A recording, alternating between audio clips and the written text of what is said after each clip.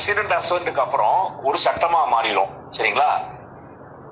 எப்பயுமே எல்லா அது ஸ்டேட் லிஸ்ட்ல வந்தாலும் சரி, கண்ட்ரல் லிஸ்ட்ல வந்தாலும் சரி, ஒரு யூனியன் லிஸ்ட்ல வந்தாலும் சரி, அது என்ன ஆகும், ஒரு சென்ட்ரல் ஆக்ட் ஒன்று இருக்கும் எப்பயுமே. சரிங்களா? அதான் ஒரு பேஸ். நம்ம ஒரு இன்கம் டாக்ஸ் போடலாம் அப்படின்னு ஒரு சென்ட்ரல் ஆக்ட் ஒன்று இருக்கும். சரிங்களா? அது கீழே எவ்வளவு அமௌண்ட் இன்கம் டாக்ஸ் பிடிக்கணும்ன்றதுக்கு சென்ட்ரல் ரூல்ஸ் வந்துடும். சரிங்களா? அந்த சென்ட்ரல் ஆக்ட பேஸ் பண்ணி சாதாரணமா ஸ்டேட் கவர்மெண்ட் அந்தந்த ஸ்டேட் கவர்மெண்ட் அவங்க ஆக்ட் போடுவாங்க. அதை பேஸ் பண்ணி ஒரு ஸ்டேட் ஆக்ட் இருக்கும். அந்த ஸ்டேட் கவர்மெண்ட் என்ன பண்ணும், அதை பேஸ் பண்ணி ஸ்டேட் ரூல்ஸ் போட்டுப்பாங்க. சரிங்களா? ஒரு சென்ட்ரல்ல ஒரு உதாரணமா ஒரு ரிஜிஸ்ட்ரேஷன் ஆக்ட் அப்படின்னு சென்ட்ரல்ல ஒண்ணு இருக்கும். அதை பேஸ் பண்ணி சென்ட்ரல் ரூல்ஸ் இருக்கும் ரிஜிஸ்ட்ரேஷனுக்கு. அது அப்படியே என்ன பண்ணுவாங்க, இவங்க அதுல வேணும்ன்ற ஐட்டம்லாம் எடுத்துட்டு 2 எக்ஸ்ட்ரா ஐட்டம் போட்டுட்டு தேவையில்லாத ஐட்டத்தை எடுத்துட்டு ஸ்டேட் கவர்மெண்ட் என்ன பண்ணுவாங்க, அவங்களுக்கான ஆக்ட் ஒன்று, ரிஜிஸ்ட்ரேஷன் ஆக்ட் ஒன்று போட்டுப்பாங்க. சரிங்களா? மோட்டார் வெஹிக்கிள் டிபார்ட்மெண்ட்டுக்கும் அதே மாதிரி. அதுக்கு கீழே அவங்க ரூல்ஸ் ஃப்ரேம் பண்ணுவாங்க. அந்த ரூல்ஸ் படி தான் நடப்பாங்க. ஆக்ட் படி நடக்க மாட்டாங்க. இது படி நடப்பாங்க, ரூல்ஸ் அண்ட் ரெகுலேஷன் படி தான் நடப்பாங்க. நீங்க போய் ஒரு ரெட் சிக்னல் ஒன்று கிராஸ் பண்ணி போறீங்க, உங்களை பிடிச்சிட்டு ஃபைன் போடு அப்படின்றாருன்னா அதுக்கு என்ன இருக்கும், மோட்டார் வெஹிக்கிள் ரூல்ஸ் ஒன்று இருக்கும். அந்த மோட்டார் வெஹிக்கிள் ரூல்ஸ் அதுக்கு பின்னாடி ஒரு மோட்டார் வெஹிக்கிள் ஆக்ட் ஒன்று இருக்கும். அது ஸ்டேட் ஆக்டா இருந்துச்சுன்னா அதுக்கு பின்னாடி ஒரு சென்ட்ரல் ஆக்ட் ஒன்று இருக்கும். சரிங்களா? எவ்ரிவேர் ஒரு central act rules, state act அது கீழே ஒரு ரூல்ஸ் இருக்கும். அந்த மாதிரிதான் நம்ம என்ன பார்த்தோம்னா சிஏஜிக்கு டிபிசி ஆக்ட் 1971 பத்தி நேற்று படிச்சுட்டு இருந்தோம் நம்ம. சரிங்களா? அதை பேஸ் பண்ணி அவர் ஒரு ரூல்ஸ் அண்ட் ரெகுலேஷன் போட்டிருக்காரு பாத்தீங்களா? அதுதான் என்னது, அவருடைய அந்த regulation of audit and accounts rules. சரி, இப்போ அந்த ஆடிட் அண்ட் அக்கவுண்ட்ஸ் ரூல்ஸ் பாத்தீங்கன்னா ஒரு பயங்கர போரிங் அது. சரிங்களா? எங்க டிபார்ட்மெண்ட்லயே பாத்தீங்கன்னா ஏஜி ஆபீஸ் டிபார்ட்மெண்ட்லயே அதை யாரும் அந்த ரூல்ஸ் எல்லாம் போய் பார்க்க மாட்டாங்க கிட்டத்தட்ட. ஆனா நமக்கு என்ன ஆகுது, எக்ஸாம்னால அதை நம்ம கொஞ்சம் திறந்து பார்க்க வேண்டிய நேரம் வந்திருக்கிறது. சரிங்களா? அந்த ரூல்ஸ் என்ன சொல்லுது அப்படின்றத நம்ம ஒவ்வொன்றா பார்க்க போறோம். இதை இன்னைக்கு நான் இந்த regulation of audit and accounts இருக்கு இல்லையா, அதை பத்தி ஒரு மெட்டீரியல் ஒண்ணு இன்னைக்கு நான் இது அனுப்பி விட்டேன் உங்களுக்கு, நம்ம குரூப்ல அனுப்பி விட்டேன். சரிங்களா? அது எவ்வளவு பேர் பாத்தீங்கன்னு தெரியல. அதுல சில ஐட்டம்ஸ் ஹைலைட் பண்ணி அனுப்பி விட்டுருக்கேன் நான். பாத்தீங்களா யாராச்சும்? பார்த்தேன் சார். பாத்தீங்க இல்லையா? அதுல ஹைலைட் பண்ணி விட்டுருக்கேன். அது என்ன பண்ணுங்க, போக்குல அப்படி லேசா படிச்சுக்கோங்க. அதை படிச்சீங்கன்னா அதுல கேள்வி, அந்த ஹைலைட் பண்ண ஏரியால மட்டும் தான் உங்களுக்கு கேள்வி கேட்க சான்ஸ் இருக்கு. சரிங்களா? அந்த ஹைலைட் பண்ண ஏரியா என்னன்னு கொஞ்சம் உங்களுக்கு எக்ஸ்பிளைன் பண்ணிடுறேன். ஒவ்வொரு ரூலா இன்ஸ்டன்டா படிச்சுட்டு போறத விடையும் அதுல நமக்கு எக்ஸாம்ல என்ன கேட்பாங்க அப்படிங்கிற மட்டும் நம்ம தெரிஞ்சு வச்சுட்டு கடன் போலாம். சரிங்களா? இது எல்லா ரூல்ஸ்லயுமே என்ன பண்ணுவாங்க, ஐட்டம் 1 and 2 இருக்கும். எந்த ரூல்ஸ் இல்லாட்டி எந்த ஆக்டிக்ல வர ரூல்ஸ்லயும் ஐட்டம் என்ன பண்ணுவாங்கன்னா, சாப்டர் 1 பிரிலிமினரியா போட்டிருப்பாங்க. இது யாருக்கு எங்க அப்ளை ஆகும் அப்படின்னு. அதுபடி இது எங்க யாருக்கும் அப்ளை ஆகும்னு என்ன போட்டிருக்காங்க, ஷார்ட் டைட்டில் அப்ளிகேஷன் அண்ட் கமெண்ட்ஸ்மெண்ட்ல இது எல்லாருக்கும் அப்ளை ஆகும். இந்தியன் ஆடிட் அக்கவுண்ட்ஸ் டிபார்ட்மெண்ட்ல இருக்கு எல்லா மினிஸ்ட்ரிக்கிலையும், எல்லா மினிஸ்ட்ரி, எல்லா டிபார்ட்மெண்ட் ஆஃப் த யூனியன், எல்லா டிபார்ட்மெண்ட், எல்லா ministry of the state government, எல்லா மினிஸ்ட்ரி, எல்லா department of the union territory அப்படி சிம்பிளா சொல்லிடுறாங்க. சரிங்களா? அதுதான் முதல்ல அந்த ஷார்ட் டைட்டில்ல நம்ம வேணும்ன்ற ஒரே ஐட்டம். அப்புறம் நேரம் மற்றதெல்லாம் போனீங்கன்னா சாப்டர் 2 எடுத்தீங்கன்னா அந்த சாப்டர் 1லயே பிரிலிமினரியில என்ன பண்ணிடுறாங்க, டெஃபனிஷன் சொல்றாங்க. எல்லாத்துலயுமே டெஃபனிஷன் சொல்லியிருப்பாங்க. அந்த டெஃபனிஷன்ல நம்ம பார்க்க வேண்டிய ஒரே ஐட்டம் என்ன கேட்டீங்கன்னா, ஏசிடி ஆக்ட். இந்த ஆக்ட் பத்தி என்ன, இந்த ஆக்ட் என்ன சொல்லுது அப்படின்றது பாத்தீங்கன்னா, வேறவர் ஆக்ட் அப்படின்னு சொல்லிச்சுன்னா that act means DPC act 1971. நம்ம ஏற்கனவே படிச்ச அந்த டிபிசி ஆக்ட் 1971 தான். மற்றபடி அந்த டெஃபனிஷன்ஸ்ல முக்கியமானது ஐட்டம் எதுவும் கிடையாது. சரிங்களா? நேரா சாப்டர் 2 வந்தீங்கன்னா அது வேரியஸ் சாப்டர்ஸ் இருக்கு உங்களுக்கு. சரிங்களா? நேரடியா சாப்டர் 2 வந்தீங்கன்னா mandate of the controller and audit general with regard to audit அது கொடுத்துடுறாங்க. சரிங்களா? இந்த மேண்டேட்ல பாத்தீங்கன்னா அவர் எதுக்கு கீழே ஆடிட் பண்ணுவாரு அப்படின்னு சொல்லிடுவாங்க. நம்ம போன கிளாஸ் நம்ம இந்த கொஸ்டின்ஸ்லாம் regulation of audit and accounts கொஸ்டின்ஸ்லாம் டிபிசி ஆக்ட் 1971 ஓவர்லாப் ஆகி வரும். பிகாஸ் அது ஆக்ட், அதுக்கு கீழே ஃபார்ம் பண்ண ரூல்ஸ் இது. சரிங்களா? அதனால கிட்டது அது மட்டும் படிச்சா இது போதுமா அப்படின்னா இதுல சில முக்கியமான வார்த்தைங்க வரும். அந்த வார்த்தைகளை மட்டும் தான் உங்களுக்கு நான் எக்ஸ்பிளைன் பண்ண போறேன். சரிங்களா? நேற்று நம்ம அந்த டிபிசி ஆக்ட்ல படிச்சோம். நம்ம என்ன படிச்சோம்னா, எக்ஸ்பெண்டிச்சர் வந்து எதை வச்சு ஆடிட் பண்றாங்க, கவர்மெண்டோடைய ரெசிப்ட் எதை வச்சு ஆடிட் பண்றாங்க அப்படின்னு ஒரு 2 டைம் சொன்னோம். யாராச்சும் ஒரே ஒரு ஆள் ரீகால் பண்ணுங்க பார்ப்போம். எதை வந்து எந்த செக்ஷன் வந்து எக்ஸ்பெண்டிச்சர் ஆடிட் இருக்கும், எது வந்து ரெசிப்ட் ஆடிட் இருக்கும் டிபிசி ஆக்ட்ல வருது? எனிஒன்?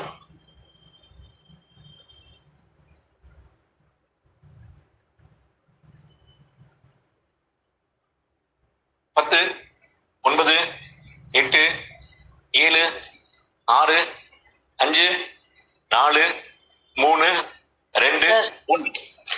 சரிங்களா? செக்ஷன் 13 வந்து எக்ஸ்பெண்டிச்சர் கீழே ஆடிட் பண்றாரு. ஏன்னா 13 ரூபா செலவழிக்கிறோம். ஒரு பஸ் ஏரியா இருக்குன்னா 13 ரூபா ஆயிடுறாங்க. அதுல உங்களுடைய செலவு. சரிங்களா? ஒரு டீ குடிச்சா 13 ரூபா ஆயிருது. சரிங்களா? சோ செக்ஷன் 13 கீழே வந்து எக்ஸ்பெண்டிச்சர் ஆடிட்லாம் சிஏஜி பண்றாரு. சரிங்களா? 13 ரூபா செலவு பண்றப்ப நமக்கு 16 ரூபா வரவு வந்தா நல்லா இருக்கும். சரிங்களா? சோ அவர் எல்லா வரவுகளையும் செக்ஷன் 16 கீழே பண்றாருன்னு சொல்லியிருந்தோம், சிம்பிளா ஞாபகம் வச்சுக்கிறதுக்காக. சரிங்களா? இந்த சாப்டர் 2ல சொல்லுது, செக்ஷன் 13 கீழே ரீட் வித் செக்ஷன் 17 கீழே அவர் என்ன பண்றாரு, எக்ஸ்பெண்டிச்சர் ஆடிட் பண்றாருன்னு. சோ செக்ஷன் 16 கீழே வந்து ரிசீட்ஸ் ஆடிட் பண்றாரு அப்படின்றாங்க. சரிங்களா? இது 2 ஐட்டம் மட்டும் நீங்க தெரிஞ்சா போதும், எதுக்கு எக்ஸ்பெண்டிச்சர், எதுக்கு வந்து ரெசிப்ட்ஸ்னு. இந்த பாடி அத்தாரிட்டி ஒரு வார்த்தை இருக்கு, நேற்று அதை பேசிட்டு இருந்தோம் ஏற்கனவே. அந்த பாடி அத்தாரிட்டிலாம் எதை வச்சு ஆடிட் பண்றாருன்னா 14, 15, 19 and 20 கீழே வந்து நம்ம வந்து ஒரு அத்தாரிட்டி, நம்ம வந்து ஒரு கார்பரேஷன், ஒரு பாடி, ஒரு அத்தாரிட்டி கீழே வந்துருவோம் நம்ம. சரிங்களா? அதை வந்து என்ன பண்றாங்க, செக்ஷன் 14லயோ 15லயோ 19லயோ 20 கீழேயும் ஆடிட் பண்றாங்க. இதைத்தான் என்ன சொல்றாங்க, மேண்டேட்ல சொல்றாங்க. சரிங்களா? இப்போ வந்து இவருடைய பிராட் அப்ஜெக்டிவ்ல வந்து அடுத்த சாப்டர் போனீங்கன்னா பிராட் அப்ஜெக்டிவ் என்ன அப்படின்னா, இவருடைய ஆடிட் வந்து இவர் வந்து என்ன பண்ண பிராட் இவருடைய டைப்ஸ் ஆஃப் ஆடிட் என்னென்ன இருக்கு அப்படின்னு சொல்றாங்க. டைப்ஸ் ஆஃப் ஆடிட்ல இந்த டைப்ஸ் ஆஃப் ஆடிட்ல என்னென்ன இருக்கு பாத்தீங்கன்னா 3 ஐட்டம் இருக்கு டைப்ஸ் ஆஃப் ஆடிட்ல. சரிங்களா? ஒண்ணு வந்து இதை கொஞ்சம் எழுதி நோட் பண்ணிக்கோங்க, இவர் என்னென்ன டைப்ஸ் ஆஃப் ஆடிட் பண்றாருன்றத கொஞ்சம் நோட் பண்ணிக்கோங்க. ஒண்ணு வந்து இவர் வந்து பைனான்சியல் ஆடிட் பண்ணுவாரு. எனி கவர்மெண்டோட அக்கௌண்ட் வந்து பினான்சியல் டபுள் என்ட்ரி வச்சிருந்தாங்கன்னா அதை வந்து பினான்சியல் ஆடிட் பண்ணுவாரு. சரிங்களா? பினான்சியல் ஆடிட்னா, பினான்சியல் ஆடிட்ல என்ன இருக்கும், நம்ம வந்து கமர்ஷியல் அக்கௌண்ட்ஸ் வச்சிருந்தோம்னா அதுல என்னென்ன வரும், சாதாரணமா இன்கம் அண்ட் எக்ஸ்பெண்டிச்சர் ஸ்டேட்மெண்ட் வரும், அசெட் லைபிலிட்டிஸ் ஸ்டேட்மெண்ட் வரும், பேலன்ஸ் ஷீட் சொல்ற எஸ்எஸ் லைபிலிட்டி ஸ்டேட்மெண்ட் வரும், இன்கம் அண்ட் எக்ஸ்பெண்டிச்சர் வரும், உங்களுடைய ட்ரையல் பேலன்ஸ் வரும். சரிங்களா? இந்த 5 வகைன்னு சொல்லுவீங்க இல்லையா, இந்த 5 வகையான அக்கௌண்ட் வரும் உங்களுக்கு. அந்த இருந்துச்சுன்னா பினான்சியல் ஆடிட் அவர் பண்ணுவாரு. சரிங்களா? ஒரு ஆடிட். 2வது ஆடிட் என்ன பண்ணுவாருன்னா கம்ப்ளைன்ஸ் ஆடிட் பண்ணுவாரு. இந்த கேள்வி கண்டிப்பா வரும், அவங்க கேட்பாங்க என்னென்ன ஆடிட் பண்ணுவாரு அப்படின்றது கேள்வியில. பைனான்ஸ் ஆடிட் பண்ணுவாரு, கம்ப்ளைன்ஸ் ஆடிட் பண்ணுவாரு, பெர்ஃபார்மன்ஸ் ஆடிட் பண்ணுவாரு அப்படின்வாங்க. கம்ப்ளைன்ஸ் ஆடிட்னா என்ன, கம்ப்ளைண்ட் பண்றது கிடையாது. ஒரு ரூல் இருக்கு, அந்த ரூலை நீங்க மதிச்சு நடக்கிறீங்கன்னா you are complying with the rule. Compliant கிடையாது, complying with the rule. So compliance audit வந்து சுருக்கமா சொன்னோம்னா, விரிவா பின்னாடி பார்க்கலாம். ஒரு ஆக்டோ ஒரு ரூலோ இருந்துச்சுன்னா அதை வந்து ஃபாலோ பண்ணி நடக்கிறதுக்கு பேரு கம்ப்ளையன்ஸ். சோ ஒரு ஆக்ட் இருக்கு, ஒரு ரூல் இருக்கு, அதை ஃபாலோ பண்றாங்களா அப்படின்னு பாக்குறது வந்து கம்ப்ளைன்ஸ் ஆடிட். சிம்பிளா சொன்னோம்னா. கொஞ்சம் விரிவா கொஞ்சம் பின்னாடி பார்க்கலாம். சரிங்களா? கொஞ்சம் விரிவா தான், ரொம்ப விரிவா இல்ல. பெர்ஃபார்மன்ஸ் ஆடிட்னா என்ன? பெர்ஃபார்மன்ஸ் ஆடிட்ல வந்து இன்னொரு கேள்வி இருக்கு உங்களுக்கு. நம்ம சொல்லிட்டு 3 சொல்லிட்டு இருக்கோம் இல்லையா, இந்த 3லயுமே 2 கேள்வி 3 கேள்வி வந்துடும் உங்களுக்கு. சரிங்களா? பெர்ஃபார்மன்ஸ் ஆடிட்னா என்ன அப்படின்னா, ஒரு டிபார்ட்மெண்டோடைய பெர்ஃபார்மன்ஸையோ, ஒரு ஸ்கீமோட பெர்ஃபார்மன்ஸையோ, ஒரு டிபார்ட்மெண்டோடைய ஸ்கீமா இருக்கலாம், என்டையர் டிபார்ட்மெண்டா இருக்கலாம். சரிங்களா? ஒரு என்டையர் டிபார்ட்மெண்டா இருக்கலாம், அல்லது என்டையர் கவர்மெண்டா இருக்கலாம், ஒரு பெரிய ஸ்கீமா இருக்கலாம், ஒரு சின்ன ஸ்கீமா இருக்கலாம். அது எப்படி பெர்ஃபார்ம் ஆயிட்டு இருக்குன்னு பாக்குறது பெர்ஃபார்மன்ஸ் ஆடிட். சோ 3 வகையா பார்க்கலாம். அந்த டிபார்ட்மெண்ட் எப்படி பெர்ஃபார்ம் ஆயிட்டு இருக்கு, அந்த டிபார்ட்மெண்டோட ஸ்கீம் எப்படி பெர்ஃபார்ம் ஆயிட்டு இருக்கு, அந்த பெரிய ஸ்கீம் இல்லாம குட்டி குட்டி ஒரு ஃபங்க்ஷன் எப்படி பெர்ஃபார்ம் ஆயிட்டு இருக்கு, 3மே பார்க்கலாம். இதுல அவங்க கேட்கிற கேள்வி என்ன கேட்டீங்கன்னா, பெர்ஃபார்மன்ஸ் ஆடிட்ல வந்து என்ன பார்ப்பாங்க, அதான் கேள்வி. Performance audit related to EEE. EEE கேள்விப்பட்டிருக்கீங்களா யாராச்சும்? EEE நம்ம சாதாரணமா பிடெக் படிக்கிற பசங்க, பிஇ படிக்கிற பசங்க ட்ரிபிள் இ சொல்லுவாங்க. அந்த ட்ரிபிள் இ மாதிரி performance audit is related to triple E. அந்த ட்ரிபிள் இ என்ன அப்படின்னா எக்கனாமி, எஃபிசியன்சி அண்ட் எஃபெக்டிவ்னஸ். இது மூணு தயவு செஞ்சு நோட் பண்ணிக்கோங்க. பெர்ஃபார்மன்ஸ் ஆடிட் அது போட்டு கோடு போட்டு ட்ரிபிள் இ போடுங்க. ஒரு இ வந்து எக்கனாமி, இன்னொரு இ வந்து எஃபிசியன்சி, இன்னொரு இ வந்து எஃபெக்டிவ்னஸ். நோட் டவுன் பண்ணிட்டீங்களா? அத ட்ரிபிள் இ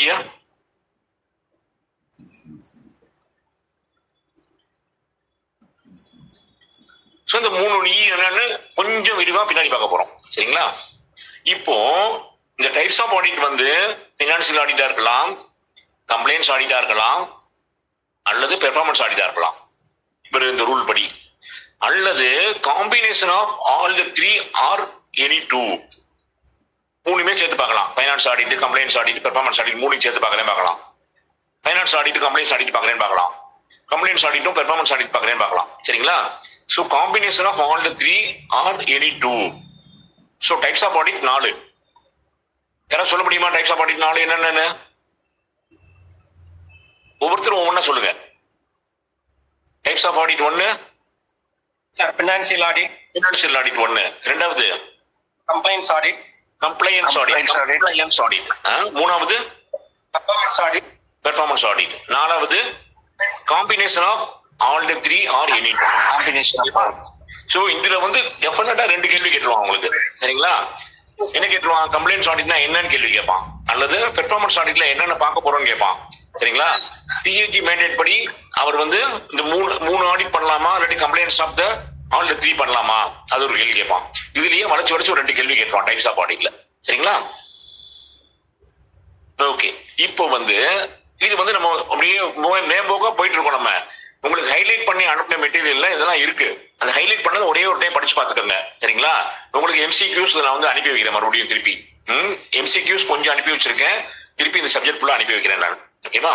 இப்போ ஃப்ரேம் ஒர்க்னா ஒரு குறிப்பிட்ட பவுண்டரிக்குள்ள நம்ம இயங்குறது தான் ஃப்ரேம் ஒர்க். சரிங்களா? ஆடிட்டுக்கான ஃப்ரேம் ஒர்க் என்ன அப்படின்னு அவர் சொல்றாரு.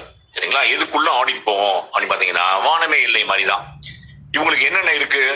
இவங்களுக்கு ஆடிட்டிங் ஸ்டாண்டர்ட்ஸ் இருக்கு. சரிங்களா? இவங்களுக்கு வந்து சில ஸ்டாண்டிங் இன்ஸ்ட்ரக்ஷன் இருக்கு.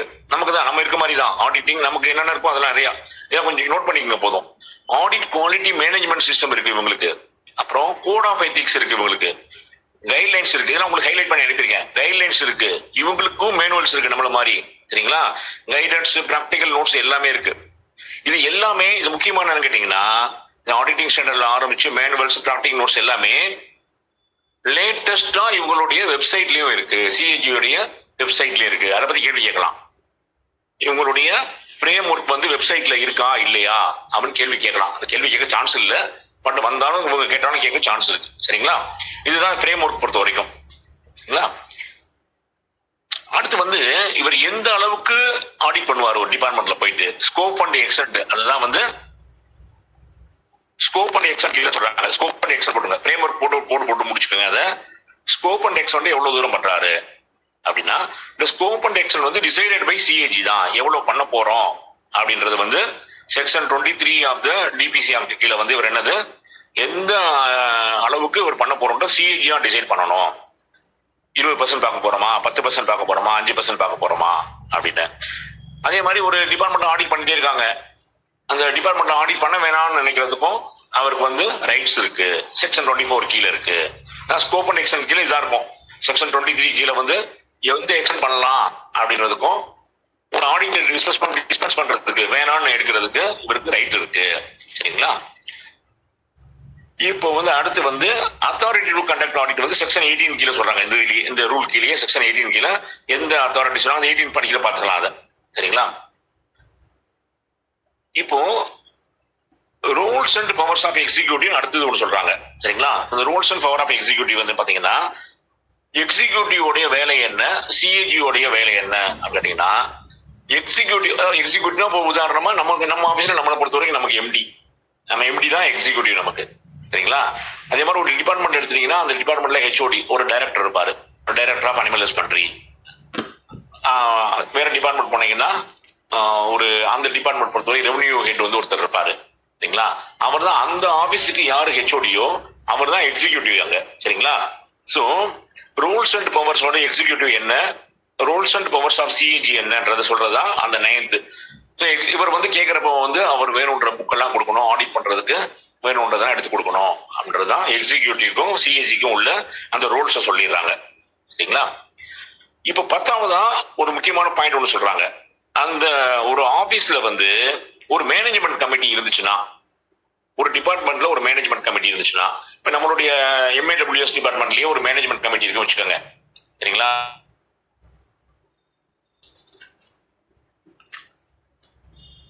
ஆர்ஏ யூனிட்ல ஒரு சீனியர் ஏஓ இருக்காங்க சரிங்களா. அவங்களை கூப்பிட்டு நீங்க வந்து மெம்பரா வந்துருங்க அப்படின்னு கூப்பிடுறாங்க. நாளைக்கு நீங்க தான் எழுத போறீங்க, நீங்களே எங்களுக்கு கைட் பண்ணுங்க, மெம்பரா வந்துருங்கன்னு கூப்பிடுறாங்க. அல்லது ஏஜிஸ் ஆஃபீஸ்ல இருந்து ஒரு டிஏஜி வந்து எங்களுக்கு வந்து ஆடிட் கமிட்டி, எங்களுடைய management committee, not audit committee, management கமிட்டிக்கு மெம்பர் ஆவாங்கன்னு எம்ஏடபிள்யூஎஸ் டிபார்ட்மெண்ட்ல கூப்பிடுறாங்க வச்சுக்கோங்க. அவர் அந்த மாதிரி கூப்பிடக்கூடாது. சிஏஜியா இருக்கவரோ சிஏஜியா இருக்கவங்களுடைய ஆபீஸ்ல இருக்கவங்களோ ஒரு மேனேஜ்மெண்ட் கமிட்டில மெம்பரா இருக்கக்கூடாது சரிங்களா. சரி, அப்ப கம்பல்சரியா ஒரு மேனேஜ்மெண்ட் கமிட்டில வந்து மெம்பரா இருக்கணும் அப்படின்ற மாதிரி ஒண்ணு வந்துச்சுன்னா அதுக்கு வந்து deputy C and AG permission கொடுக்கணும் சரிங்களா. இந்த ரெண்டையும் நோட் பண்ணிக்கோங்க. இது வந்து மெம்பர் ஆஃப் மேனேஜ்மெண்ட் கமிட்டி கீழே வந்து இந்த கேள்வி மட்டும் கேட்கலாம்.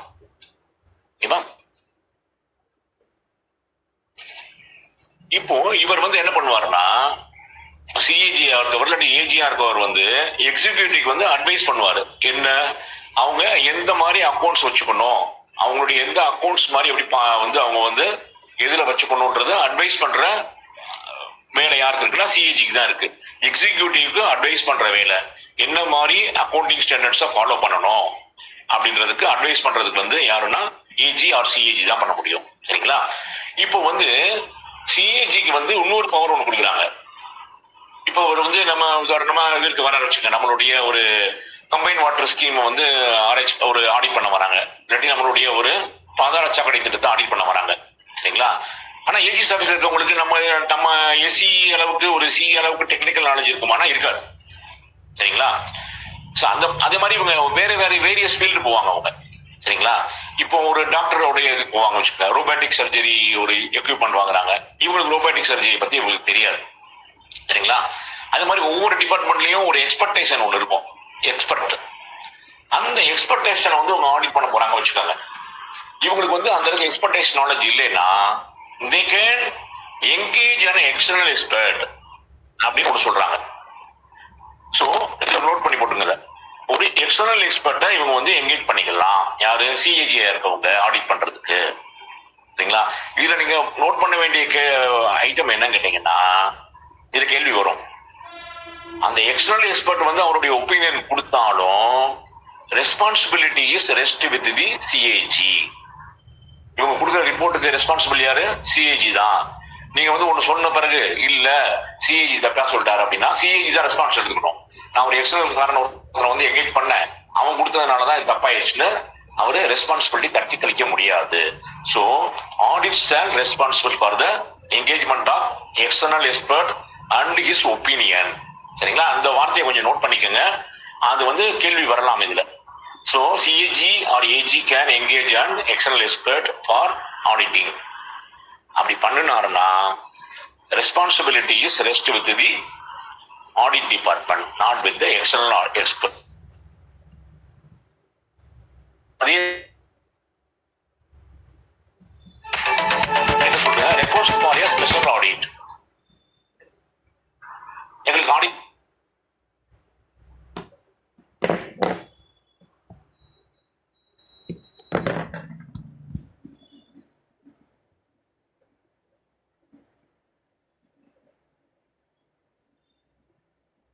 சிஐஜி ஆடிட் கொடு, அவர் பார்த்து சர்டிஃபிகேட் பண்ணாதான் அடுத்தடுத்த ட்ரெச் கொடுப்பேன், இல்லாட்டி அடுத்தடுத்த ஸ்கீமுக்கு வந்து காசு கொடுப்பேன் அப்படின்னா என்ன பண்ணலாம், அந்த டிபார்ட்மெண்ட் செக்ரட்டரி வந்து ஸ்பெஷல் ஆடிட் பண்ணி கொடுங்கன்னு சிஐஜி கேட்கலாம் சரிங்களா. யார் கேட்கலாம், கன்சர்ன் டிபார்ட்மெண்ட் செக்ரட்டரி தான் கேட்கணும். ஸோ அந்த வார்த்தையை நோட் பண்ணிக்கங்க. So request for special audit வந்து அந்த மினிஸ்ட்ரியோடைய செக்ரட்டரி தான் பண்ண முடியும் சரிங்களா. அவர் அப்படி கொடுத்த பிறகு அந்த ஆடிட் என்கேஜ்மெண்ட்டை எடுத்துக்கிறதும் எடுத்துக்காததும் சிஏஜியோட விருப்பம். இது ரெண்டையும் புரிஞ்சுக்கோங்க. சரிங்களா? ஸ்பெஷல் ஆடிட் பொறுத்த வரைக்கும் யாருடைய சம்மதத்தோடு எடுக்க முடியும்? செக்ரட்டரி ரிசர்வ் ரெக்வஸ்ட் பண்ணாதான் எடுக்க முடியும். ஸோ செக்ரட்டரி ரிசர்வ் பண்றதை சொல்லிட்டு இவர் என்ன பண்ணுவாரு? சாதாரணமா ஆடிட் பண்ணி கொடுப்பாரு. ஆடிட் பண்ணி கொடுக்க முடியலன்னா அதை ரெஃப்யூஸ் பண்றதுக்கு சிஏஜிக்கு அதிகாரம் உண்டு. ஸ்பெஷல் ஆடிட் பண்ண முடியாது அப்படின்னு. சரிங்களா? இது வந்து ஒரு நோட் பண்ணி இதுல நோட் பண்ணிட்டு வரீங்க இல்லையா ப்ளீஸ். அப்புறம் வந்து ஸ்பெஷல் ஆடிட் பண்ணி முடிச்சிட்டீங்க.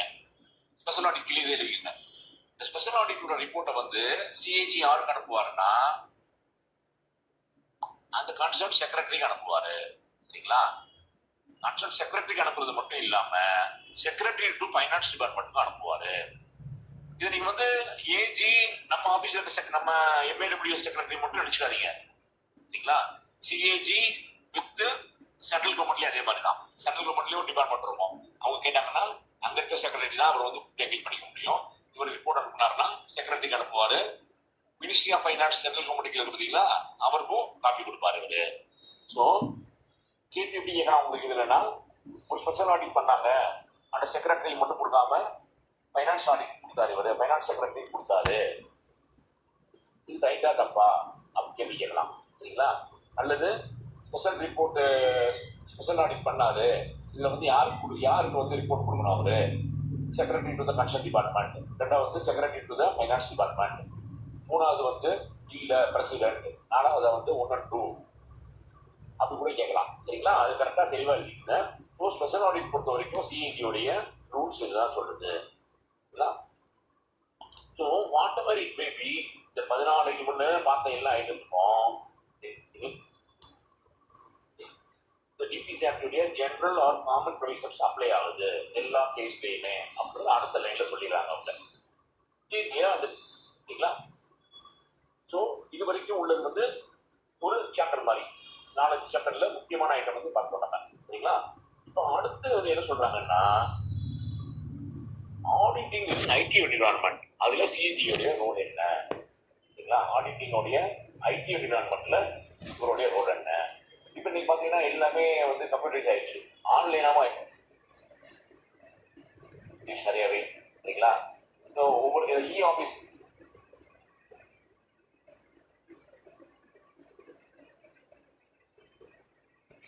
டிபார்ட்மெண்ட்ல ஃபுல்லாவே என்னாச்சு, எல்லாமே நான் இப்ப 2003 ஒரு இடத்துல ஆடிட் பண்ணேன் நான். 2003 போலீஸ் ஹவுசிங் கார்பரேஷனுக்கு.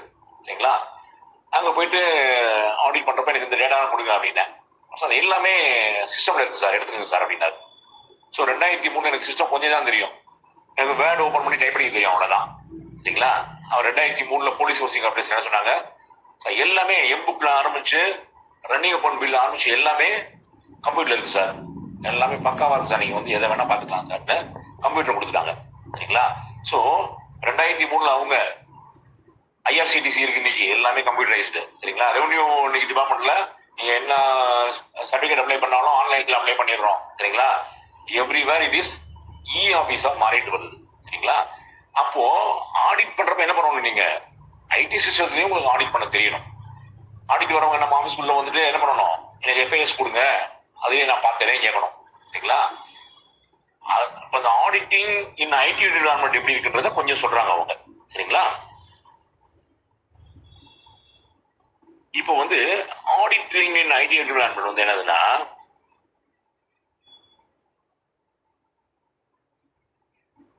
அவருடைய ஐடி சிஸ்டம்ஸ் போய் ஆடிட் பண்றதா இருக்கும். சரிங்களா? நம்ம ஆபீஸ்ல வந்தாங்கன்னா இடிபில உட்காந்துட்டு ஒவ்வொரு ஐடி சிஸ்டமா எடுத்துட்டு அதுல என்ன பண்ணலாம், எப்படி இந்த சிஸ்டத்தை நீங்க ப்ரொக்யூர் பண்ணீங்க, என்ன சாஃப்ட்வேர் போட்டீங்க, அந்த சாஃப்ட்வேர் எப்படி டெவலப் பண்ணீங்க, இன்னுசா ப்ரொக்யூர் பண்ணீங்களான்னு ஐடி சிஸ்டத்தை பத்தியே. சரிங்களா? அப்படி இல்லாம அவங்களுடைய டேட்டா இருக்கு பாத்தீங்களா, டேட்டா மட்டும் வாங்கிட்டு அந்த டேட்டால ஆடிட் பண்ணலாம். சரிங்களா? அது ரெண்டுக்கும் வச்சுக்கோங்க. ஐடி இந்த கம்ப்யூட்டர் என்விரான்மெண்ட், அதாவது நீங்க ஐடி சிஸ்டம் எப்படி வாங்குனீங்க, என்ன சாஃப்ட்வேர் வாங்குனீங்க, எங்க கனெக்ஷன் கொடுத்துருக்கீங்க, உங்க லேன் எப்படி இருக்கு, சரிங்களா, ப்ரொக்யூர்மெண்ட் கரெக்டா, நீங்க போட்டுருக்க போட்டுருக்காங்களா, அது கரெக்டா மெயின்டைன் பண்ணிட்டு இருக்கீங்களா, மானிட்டர் பண்றீங்களா, ஆடிட் பண்றீங்களா அப்படின்னு ஐடி சிஸ்டத்தையே வந்து ஆடிட் பண்றது ஆடிட் ஆஃப் ஐடி சிஸ்டம்ஸ் அது. சரிங்களா? இப்ப அதெல்லாம் இல்லாம ஐடி சிஸ்டத்தை பத்தி ஆடிட் பண்ணல. நம்ம என்ன பண்ண போறோம்? உங்களுடைய பெர்ஃபார்மன்ஸ், உங்களுடைய கம்ப்ளைண்ட்ஸ் தான் ஆடிட் பண்ண போறோம். என்ன பண்ண போறோம்? நீங்க ஒழுங்கா WSS கட்டிட்டீங்களா, நீங்க ஒழுங்கா CWSS கட்டிட்டீங்களா, பில் எல்லாம் கொடுங்க அப்படின்னு பாக்குறப்போ நம்ம என்ன போறோம்? ஐடில இருக்க டேட்டாவை எடுத்துட்டு அதை ஆடிட் பண்ண போறோம். டேட்டாவை மட்டும் வெளியில எடுத்துட்டு, சரிங்களா? அதுக்கு என்ன பண்றாங்க அவங்க? கம்ப்யூட்டர் அசிஸ்டட் ஆடிட் டூல்ஸ் அதை யூஸ் பண்ணியும் பண்றாங்க அவங்க. CAAT அந்த வார்த்தையை நோட் பண்ணிக்கங்க. CAAT, computer assisted audit tools. எழுதுறீங்களா யாராச்சும்?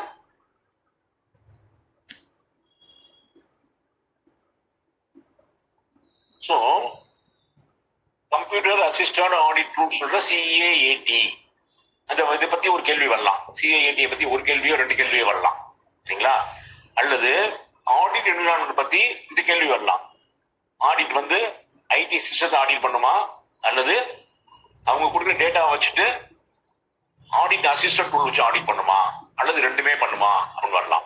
சோ எய்தர் ஆர் போத், ரெண்டுமே பண்ணலாம் அவங்க, இல்லாட்டி ஏதாச்சும் ஒண்ணு மட்டும் பண்ணலாம். இப்ப நாங்க வந்து சமீபத்துல நான் வந்து என்ன பண்ண, நாங்க போறப்போ ஐடிக்கு வந்து தனியா சப்ரிஜிஸ்ட்ரார் ஆபீஸ் போய் ஐடி ஆடிட் பண்ணி கொடுத்தோம்.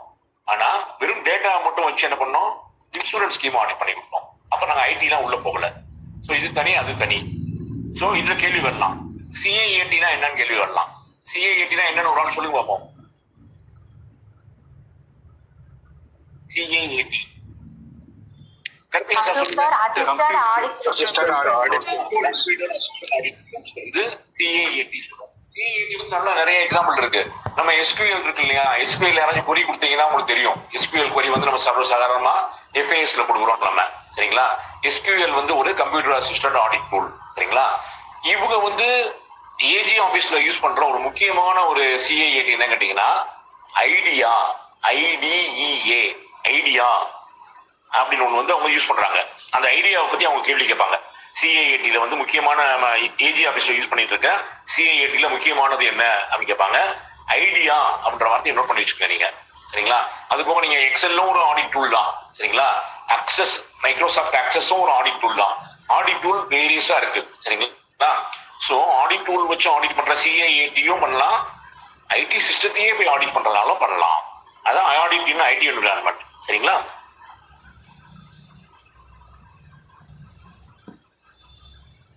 சோ இவங்க ஆடிட் ஐடி சிஸ்டத்தை பாக்குறப்போ, ஐடி சிஸ்டம்ல ஆடிட் பண்றப்போ, அதாவது audit in IT environment, audit around IT environment அப்படின்னு ரெண்டு சொல்லுவாங்க அவங்க.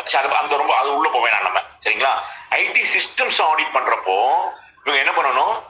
அந்த சிஸ்டம் வந்து இன்னைக்கு பிரசன்ட் இவங்களுடைய கோலை மீட் பண்ணுதா, பிசினஸ் கோலை மீட் பண்ணுதா, இவங்களுடைய டே டு டே ஆக்டிவிட்டியோட கோலை மீட் பண்ணுதா அப்படின்றது பார்க்கணும். இதை நோட் பண்ணி வச்சுக்கோங்க. இதையும் கீ ஆஸ்பெக்ட்ஸ் என்ன கேட்டீங்கன்னா, present and future business goals அது மீட் பண்ணுதா அந்த ஐடி சிஸ்டம்ஸ், அதான் ஆடிட் ஆஃப் ஐடி சிஸ்டம்ல.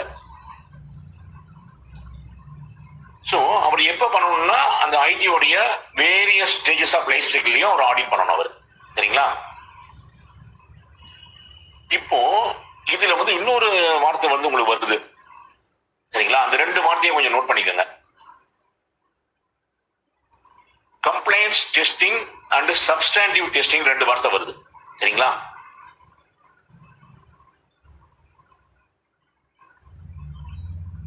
கம்ப்ளைண்ட்ஸ் டெஸ்டிங், கம்ப்ளைண்ட்ஸ் ஆடிட் வேற, கம்ப்ளைண்ட்ஸ் டெஸ்டிங் வேற. இப்போ ஆடிட் சிஸ்டத்தையோ நம்ம ஐடி சிஸ்டத்திலேயோ அல்லது அனலைசிஸ் பண்ணி CAAT வச்சு அந்த டூல்ஸை வச்சு டேட்டாவை அனலைஸ் பண்றப்பவையோ ரெண்டு விதமான வார்த்தை வருது. கம்ப்ளைண்ட்ஸ் டெஸ்டிங் ஒன்று வருது, சப்ஸ்டாண்டிவ் டெஸ்டிங் ஒன்று வருது. கம்ப்ளைண்ட்ஸ் டெஸ்டிங் வார்த்தை வந்து இந்த ரூல்ஸ்ல கொடுக்கல, but is well opposite to the substantive testing, சரிங்களா? அங்க நம்ம என்ன பார்த்தோம்? கம்ப்ளைண்ட்ஸ் ஆடிட்னா ரூல்ஸ் அண்ட் ரெகுலேஷன் ஃபாலோ பண்றதா கரெக்டா இருக்கான்னு பாக்குறது கம்ப்ளைண்ட்ஸ் டெஸ்ட் பார்த்தோம், நம்ம கம்ப்ளைண்ட்ஸ் ஆடிட் பார்த்தோம். அதே மாதிரி 12x12 போட்டா 144 வருது, சரிங்களா?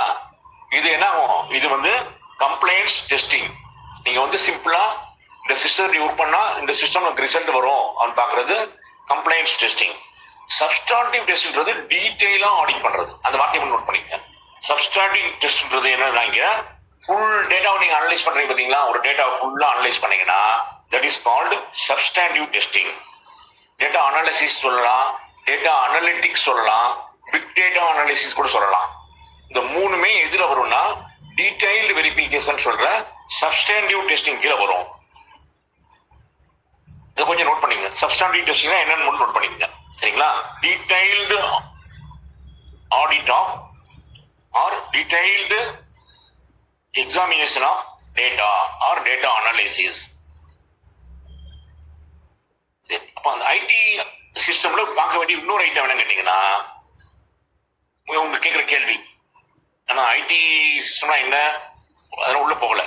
இவங்க எக்ஸாம்ல கேள்வி கேட்கிற கேள்வி என்ன கேட்டீங்கன்னா, அதான் இவங்க நீங்க ப்ரொக்யூர் பண்ண அல்லது டெவலப் பண்ண அல்லது நீங்க இம்ப்ளிமெண்ட் பண்ண ஐடி சிஸ்டம்ஸ் ஆனது 3 ஐட்டத்தை சாட்டிஸ்ஃபை பண்ணுதா அப்படின்னு பார்ப்பாங்க அவங்க. சரிங்களா? இந்த 3 ஐட்டம் என்ன கேட்டீங்கன்னா, இன்டெகிரிட்டி ஒண்ணு எழுதிக்கங்க. அது நியூலி இம்ப்ளிமெண்டட் சிஸ்டம் போட்டு ஒரு டேஷ் போட்டுக்கோங்க. இன்டெகிரிட்டிய அந்த டேட்டா வந்து மெயின்டைன் பண்ணுதா.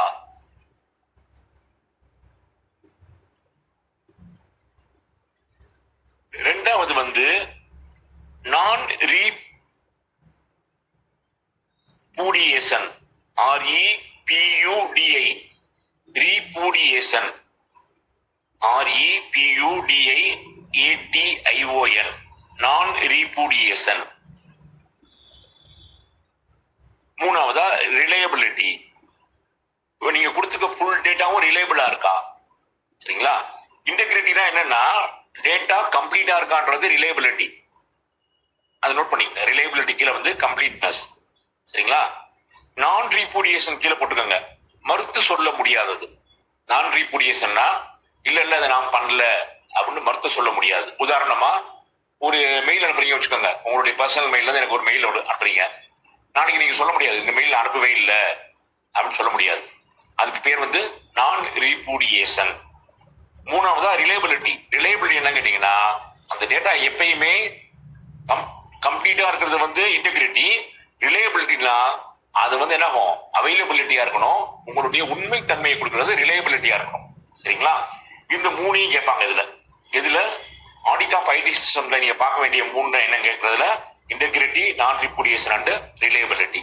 சரிங்களா? அதுல வந்து ஒரே ஒரு இது என்ன கேட்டீங்கன்னா சப்ஸ்டாண்டிவ் டெஸ்ட். அப்படின்னா டீடைல்டு அனாலிசிஸ் ஆஃப் டேட்டா வந்து substantive test.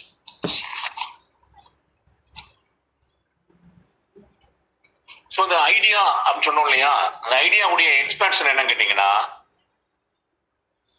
Interactive data extraction and analysis. அதையும் நோட் பண்ணிக்கோங்க. Idea, IDEA, idea, interactive data extraction and analysis. அப்புறம் இன்னொரு முக்கியமான ஒரு CIAT இருக்கு. அது என்ன கேட்டீங்கன்னா ACL அப்படின்னு ஒரு இது இருக்கு. ACL பத்தி சும்மா ஒரு போற போக்குல கேட்கலாம். அந்த ACLனா நம்ம வந்து முன்னாடி என்ன சொல்றோம்னா, ப்ரோக்ராம் டெவலப் பண்றவங்க ACL ஒரு வார்த்தை யூஸ் பண்ணுவாங்க. என்ன சார் வார்த்தை அது சார்? இவங்க சொன்னீங்க, சொல்லுங்க. ஸ்ரீதர் சார். சார் சொல்லுங்க சார். ACL சொல்லுவாங்கல்ல, ACL சொல்லுவாங்க ப்ரோக்ராம் டெவலப்பிங்ல. என்னமோ அமெரிக்கன் என்னமோ போட்டு இல்ல ASCII சார். ASCII ASCII, American standard code for information interchange. அதுல ACL பார்க்கக்கூடியது உள்ள வரும். இங்க ACL வந்து ஆடிட் கமாண்ட் லாங்குவேஜ். ஐடியா வந்து எப்படி வந்து இன்டராக்டிவ் டேட்டா எக்ஸ்ட்ராக்ஷன் அண்ட் அனலைசிஸோ அது கேட்கலாம் எக்ஸாம்ல. சரிங்களா? ஐடியா யூஸ் பண்றதோ கேட்கலாம், ஐடியாவுடைய எக்ஸ்பான்ஷன் கேட்கலாம், ACL கேட்கலாம். ACL வந்து audit command language.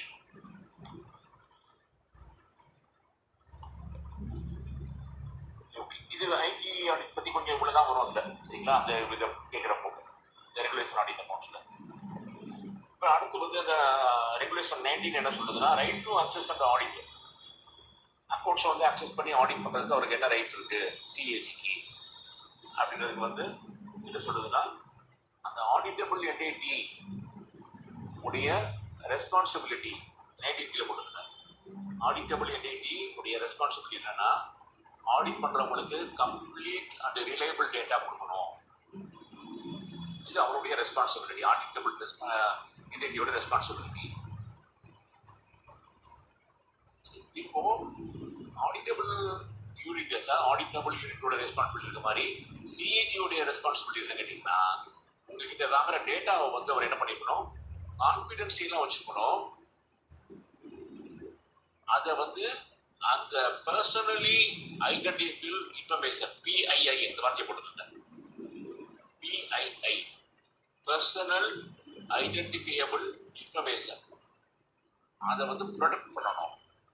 கான்பிடென்சியலாகவும் PII protect பண்ற மாதிரியும் நடந்துக்கணும் சிஏஜி அப்படின்றது வந்து செக்ஷன் 20 ஆஃப் த ரெகுலேஷன் சொல்லுது. இப்போ வந்து நம்மளே பார்க்குறோம் ஆடிட் வந்து ஆர்டர் பண்ணி வைப்பாரு சரிங்களா, நம்ம அழகா அப்படிப்போம். நாங்கள் வெளியில் ஆடிட் போடுற எங்கேயும் நிறைய இடத்துல கம்மிட்டார் சரிங்களா. ஸோ அந்த மாதிரி சிச்சுவேஷனை என்ன பண்ணணும் செக்ஷன் 21 சொல்லுது.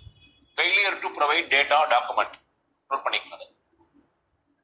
Failure to provide data document to audit அப்படின்னா சிஏஜி என்ன சொல்லுவாருன்னா இந்த மேட்டரை வந்து என்ன பண்ணுவாரு, செக்ரட்டரிட்ட கொண்டு போவார். Secretary of the concern department கொண்டு போவார். நாங்க கேட்டோம் தரமாட்டேட்டாங்க அப்படின்னு. செக்ரட்டரியும் சரியா வந்து ரெஸ்பான்ஸ் பண்ணலைன்னா சீஃப் செக்ரட்டரிட்ட கொண்டு போவாங்க. இந்த மேட்டர் நாங்க கேட்டோம் டேட்டாலாம் தெரியல, எங்களை ஆடிட் பண்ண விடல அப்படின்னு. ஸோ இது ரெண்டையும் நோட் பண்ணிக்கோங்க. நான் ப்ரொவைட் ஆஃப் டேட்டா ஒரு டாக்குமெண்ட் வந்து செக்ரட்டரி எடுத்துட்டு போவாங்க. செக்ரட்டரியும் ப்ரொவைட் பண்ணலைன்னா சீஃப் செக்ரட்டரி எடுத்துட்டு போவாங்க. ஏன்னா சீஃப் செக்ரட்டரிக்கு வந்து கரெக்டா தெரியும் இவங்க ஆடிட் பண்ணிட்டு அதை என்ன பண்ண போறாங்க. அவங்க டிஸ்கஸ் பிரசிடென்ட் மூலமா லோக்சபால கொடுத்தோம், கவர்னர் மூலமா லெஜிஸ்லேட்டிவ் அசம்பிளிலேயோ கொடுத்து எம்எல்ஏட்டையோ கொடுத்து டிஸ்கஸ் பண்ண போறாங்க. ஸோ மக்கள் பிரதிநிதிக்காக வேலை பார்க்கறதுனால கொடுக்கலன்னா நீங்க வந்து கான்ஸ்டிடியூஷனல் ஃபெயிலியர் ஆகும் இதுல அப்படின்னு சீஃப் செக்ரட்டரிக்கு தெரியும். ஸோ அதனால ஃபெயிலியர் டு ப்ரொவைட் டேட்டா வந்து என்ன ஆகும், செக்ரட்டரி லெவல்லையும் சீஃப் செக்ரட்டரி லெவல்லையும் பிரதிபலிக்கும்.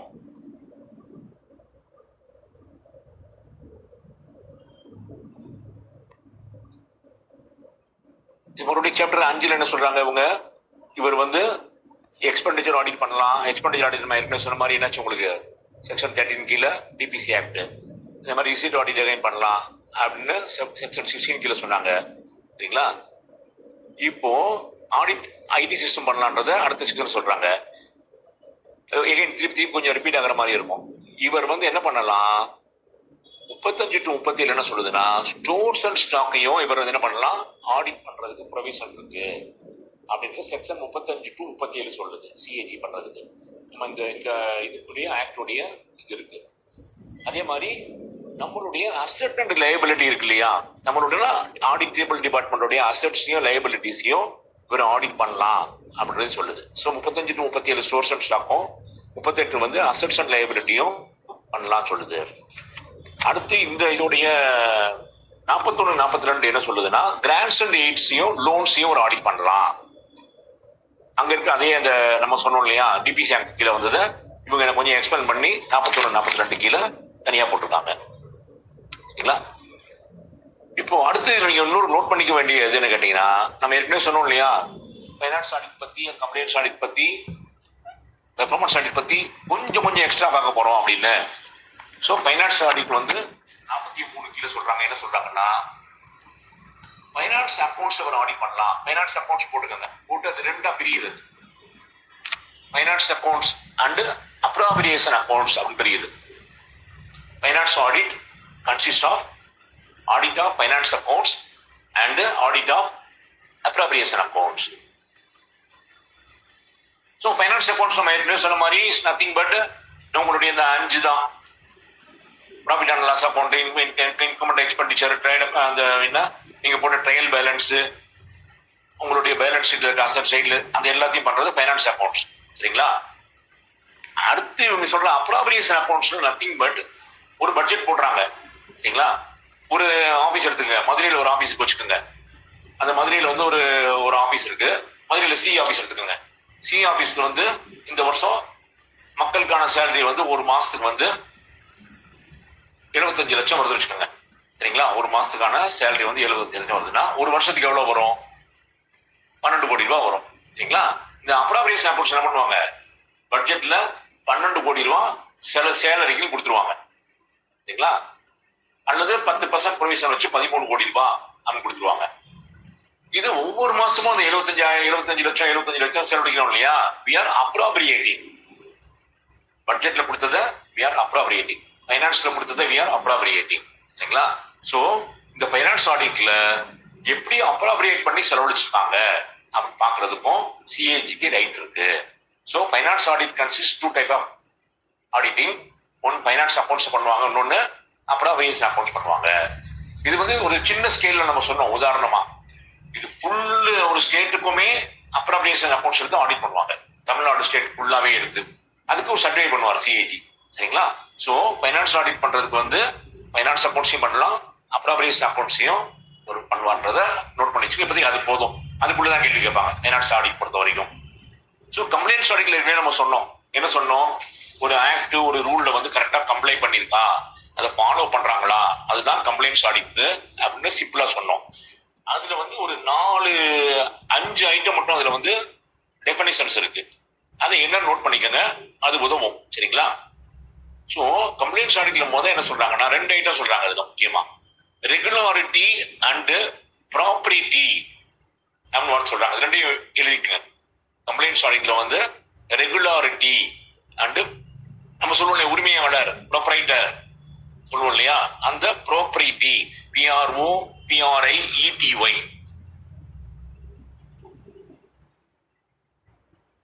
இது ரெண்டையும் கொஞ்சம் நோட் பண்ணிக்கோங்க. பைனான்ஸ் ஆடிட் 2ஆ பிரிஞ்ச மாதிரி கம்ப்ளைண்ட்ஸ் ஆடிட் 2ஆ பிரியுது. என்ன? Regularity and propriety. சோ ரெகுலாரிட்டின்றது நத்திங் பட் நம்ம ஏற்கனவே சொன்ன மாதிரி ரெலவெண்ட் ரூல்ஸ் லாஸ் எல்லாம் ஃபாலோ பண்றாங்களா அப்படின்னு பாக்குறதா ரெகுலாரிட்டி. சோ கம்ப்ளைண்ட்ஸ் ஆடிட்ல இருக்க ரெகுலாரிட்டி ஆடிட் என்ன? ரெலவெண்ட் ரூல்ஸ் லாஸ் ஃபாலோ பண்றாங்களா. சோ ப்ராப்பரிட்டி ஆடிட் என்ன? ப்ராப்பரிட்டினா என்னன்னா நீங்க உங்களுடைய சொந்த பைசாவை செலவழிக்கணும். சரிங்களா? இப்போ உங்ககிட்ட நீங்க ஒரு என்ன பண்ணுவீங்க, நீங்க தாம்பரத்துல இருந்து நம்ம ஆபீஸ் வரீங்க, தாம்பரத்துல இருந்து வெளியூர்ல இருந்து இறங்கிட்டீங்க, நம்ம ஆபீஸ் வரணும். 7 மணிக்கு தாம்பரத்துக்கு வந்துட்டீங்க, 10 மணிக்கு நம்ம ஆபீஸ் வர என்ன பண்ணுவீங்க? நீங்க கேப் பிடிச்சு வந்துருவீங்களா? வரமாட்டோம். என்ன பண்ணுவோம்? எக்மோர் வரைக்கும் ட்ரெயின்ல போயிடுவோம், அங்கிருந்து ஒரு பஸ் பிடிச்சு வந்துருவோம். சொந்த காசை செலவழிக்கிற மாதிரி நீங்க நினைச்சு வருவீங்க. அந்த மாதிரி என்ன பண்ணணும், நீங்க ஒரு ஜெனரல் பிரின்சிபல்ஸை ஃபாலோ பண்ணி, குட் கவர்னன்ஸ் பண்ணி, சவுண்ட் பினான்சியல் மேனேஜ்மெண்ட் பண்ணி என்ன பண்ணணும்? உங்க ஆபீஸா நடத்தணும். அதான் ப்ராப்பரிட்டி. ப்ராப்பரிட்டின்றது என்னது? நீங்க தான் ஓனர் நினைச்சு செலவு பண்ணீங்கன்னா எப்படி செலவு பண்ணுவீங்களோ, உங்களுடைய சொந்த காசை எப்படி செலவு பண்றீங்களோ அந்த மாதிரி பண்றது பேர் ப்ராப்பரிட்டி. ரெகுலாரிட்டி வந்து compliant with rules and laws. ப்ராப்பரிட்டில வந்து 4-5 ஐட்டம் வருது. என்ன வருது? ஜெனரல் பிரின்சிபல்ஸ் ஃபாலோ பண்றீங்களா? So sound financial management follow பண்ண, அது வார்த்தை முக்கியம். சவுண்ட் பைனான்சியல் மேனேஜ்மெண்ட் ஃபாலோ பண்றீங்களா? சவுண்ட் பைனான்சியல் மேனேஜ்மெண்ட் நோட் பண்ணிக்கங்க. சரிங்களா? சோ இதுல வந்து இன்னொரு வார்த்தை ஒண்ணு இருக்கு கம்ப்ளைண்ட்ஸ் ஆடிட்ல. இன்ட்ரா வைரஸ் அப்படின்னு ஒரு வார்த்தை இருக்கு இதுல. கம்ப்ளைண்ட்ஸ் ஆடிட் பாக்குறப்போ INTRA இன்ட்ரா, VIRES வைரஸ் கிடையாது. நம்மள அட்டாக் பண்ண காய்ச்சல் வர வைக்கிற வைரஸ் கிடையாது. Intra virus VIRES. இது நோட் பண்ணிக்கங்க கொஞ்சம்.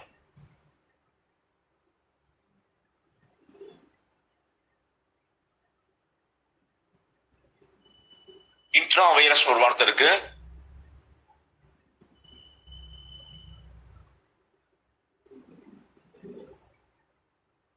ரெண்டாவது வார்த்தை வந்து ஃப்ரீ ஃப்ரம் irregularity அப்படின்னு ஒரு வார்த்தை இருக்கு. மூணாவதா வந்து கிளியர் டிசிஷன் மேக்கிங் அப்படின்னு ஒரு வார்த்தை இருக்கு. இது 1, 2, 3 போட்டு எழுதிக்கங்க. ரெகுலாரிட்டி ப்ராப்பரிட்டி தனியா போக 1, 2, 3 போட்டுக்கங்க. இந்த இன்ட்ரா வைரஸ் பத்தி ஒரு கேள்வி வரலாம். சரிங்களா? இந்த இன்ட்ராவைரஸ் ஒண்ணு ஃப்ரீ ஃப்ரம் irregularity இல்லாம இருக்கிறதுக்கு பேர் வந்து free from irregularity. Clear decision making மூணாவது ஐட்டம். இது மூணுக்கும் ஒவ்வொரு வார்த்தை சொல்றாங்க. இன்ட்ரா வைரஸ்னா என்னன்னு கேட்டீங்கன்னா கான்ஸ்டிடியூஷன் படியோ லா படியோ நடந்துக்கிறதுக்கு பேர் வந்து இன்ட்ரா வைரஸ். அத ஒரே வார்த்தையை சொல்றப்போ லீகாலிட்டி. அந்த லீகாலிட்டின்னு எழுதி அது கீழே அண்டர்லைன் பண்ணிக்கணும். Intra virus is nothing but legality. So free from irregularity nothing but adequacy. சரியான விதத்துல பண்ணிருக்கீங்களா, ரெகுலரா பண்ணிருக்கீங்களா அப்படிங்கிறது adequacy. So intravirus is related to legality. Free from irregularity and other things related to adequacy. Clear decision making is nothing but transparency. So the complaints audit is dealing with legality, adequacy, transparency இருக்கான்னு check பண்றது complaints ஆடிட்டோட வேலை. So complaints audit பத்தி நிறைய போவேன். நம்ம regularity ப்ராப்பரிட்டி என்ன தெரிஞ்சுக்கோங்க, ரெகுலாரிட்டினா என்ன, ப்ராப்பரிட்டினா என்ன தெரிஞ்சுக்கோங்க, இன்ட்ரா வைரஸ்னா என்ன தெரிஞ்சுக்கோங்க, அடிக்வசி அண்ட் டிரான்ஸ்பரன்சினா தெரிஞ்சுக்கோங்க. அதெல்லாம் உங்களுக்கு ஹைலைட் பண்ணி அனுப்பியிருப்பேன் நான், சரிங்களா? அதுல ஒரு டைம் பாத்துக்கோங்க. சோ நம்ம ஏற்கனவே சொன்ன மாதிரி பெர்ஃபார்மன்ஸ் ஆடிட் வந்து இஸ் டீலிங் வித் 3 E's சொன்னமா? யாராச்சும் மறுபடியும் ரீகால் பண்ணுங்க அந்த 3 E's என்னன்னு.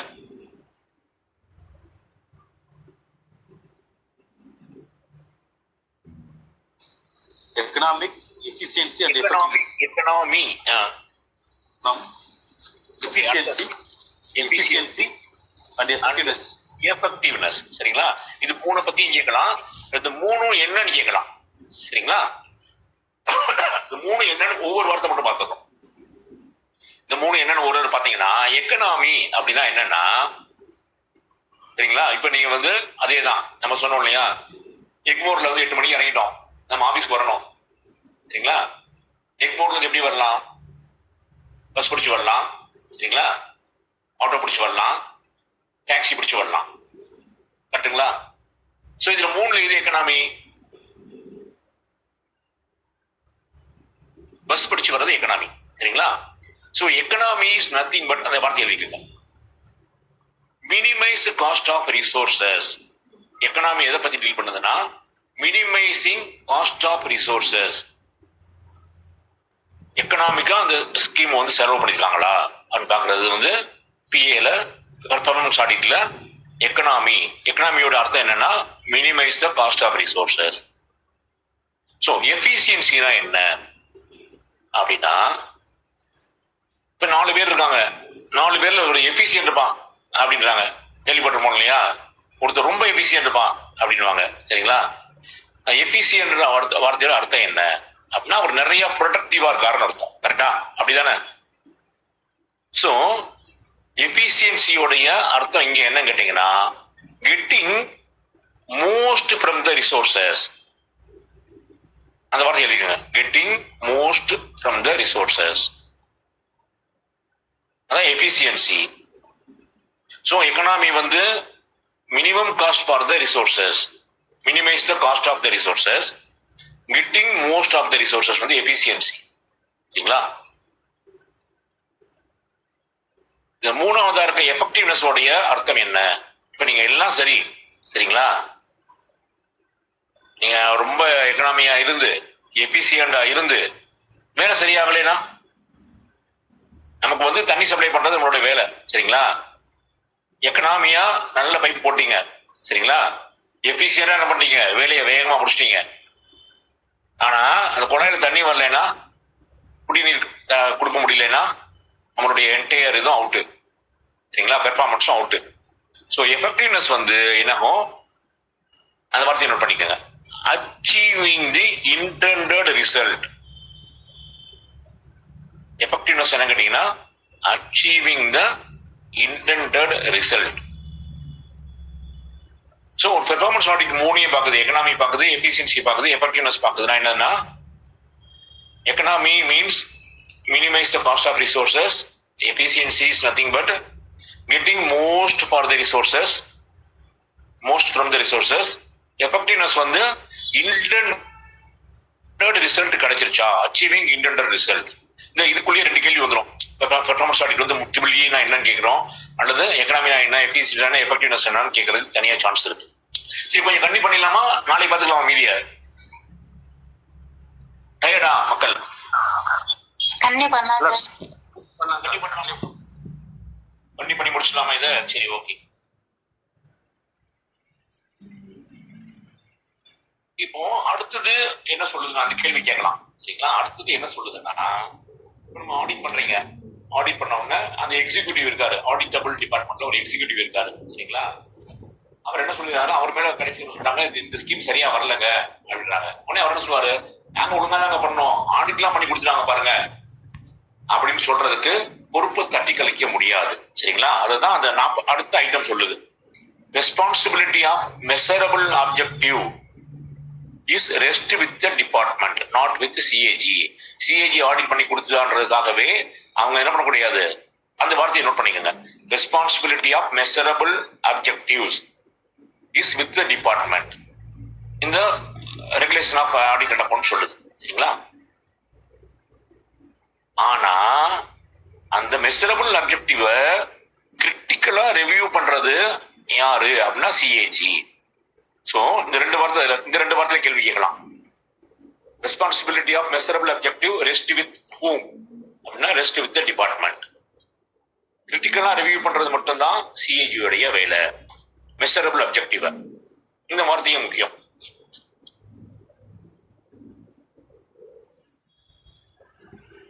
அடுத்தது என்ன சொல்லுதுன்னா, ஒரு 4 ஐட்டம் சொல்லுது பெர்ஃபார்மன்ஸ் ஆடிட் பத்தி. அந்த 4 ஐட்டம் என்ன கேட்டீங்கன்னா ஒவ்வொன்றா நோட் பண்ணுவாங்க. ஃபர்ஸ்ட் ஒன் வந்து என்ட்ரி கான்ஃபரன்ஸ்.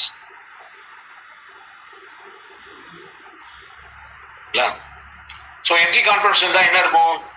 சாதாரணமா என்ட்ரி கான்ஃபரன்ஸ் நதிங் பட் நாங்க ஆடிட் எடுத்துக்க போறோம், நாங்க இந்த வேலையெல்லாம் பண்ண போறோம்னு வந்து சொல்றது entry conference. So entry conference இருந்தா அதுக்கு என்ன இருக்கும்? அப்புறம் கண்டிப்பா ஒரு இன்புட் இருந்தா ஒரு அவுட்புட் இருக்க மாதிரி என்ட்ரி கான்ஃபரன்ஸ் இருந்தா ஒரு எக்ஸிட் கான்ஃபரன்ஸ் இருக்கும். That is a third item. So first item வந்து என்ட்ரி கான்ஃபரன்ஸ், தேர்ட் ஐட்டம் வந்து எக்ஸிட் கான்ஃபரன்ஸ். இது ரெண்டுமே AG with secretary of the department. அந்த வார்த்தை முக்கியம். AG with secretary of the department, அல்லது AG நாமினேட் பண்ற ஒரு person with secretary of the department, or secretary nominate பண்ற ஒரு முக்கியமான officer with AG of the department, whatever it may be. சரிங்களா? என்ட்ரி கான்ஃபரன்ஸ் வந்து always with AG with secretary. அப்ப exit conference அதே மாதிரி தான். ஆடிட்லாம் முடிச்சுட்டு நாங்க வந்து இதுல இருந்து வெளில வந்துக்கிறோம் அப்படின்றது வந்து எக்ஸிட் கான்ஃபரன்ஸ். இதுவும் AG வித் செக்ரட்டரி. சரிங்களா? இப்ப இது ரெண்டுக்கும் நடுவுல வந்து ஒரு முக்கியமான ஐட்டம் சொல்லுது. ஆடிட் பண்றப்ப என்ன வேணும் அப்படின்னா ஒரு கோஆர்டினேஷன் வேணும். சரிங்களா? என்ட்ரிக்கும் எக்ஸிட் நடுவுல ஒரு கோஆர்டினேஷன் வேணும்.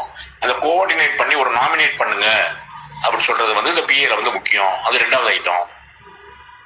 சோ ஒன்னு entry conference, nomination of officer for coordination ரெண்டாவது ஐட்டம், ஹோல்டிங் எக்ஸிட் கான்ஃபரன்ஸ் மூணாவது ஐட்டம். சரிங்களா?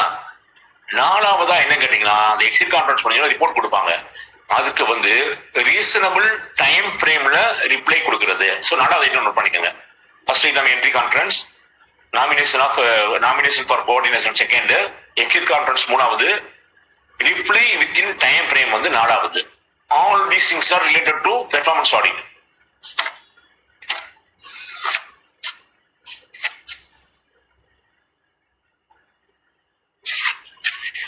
ஓகேமா?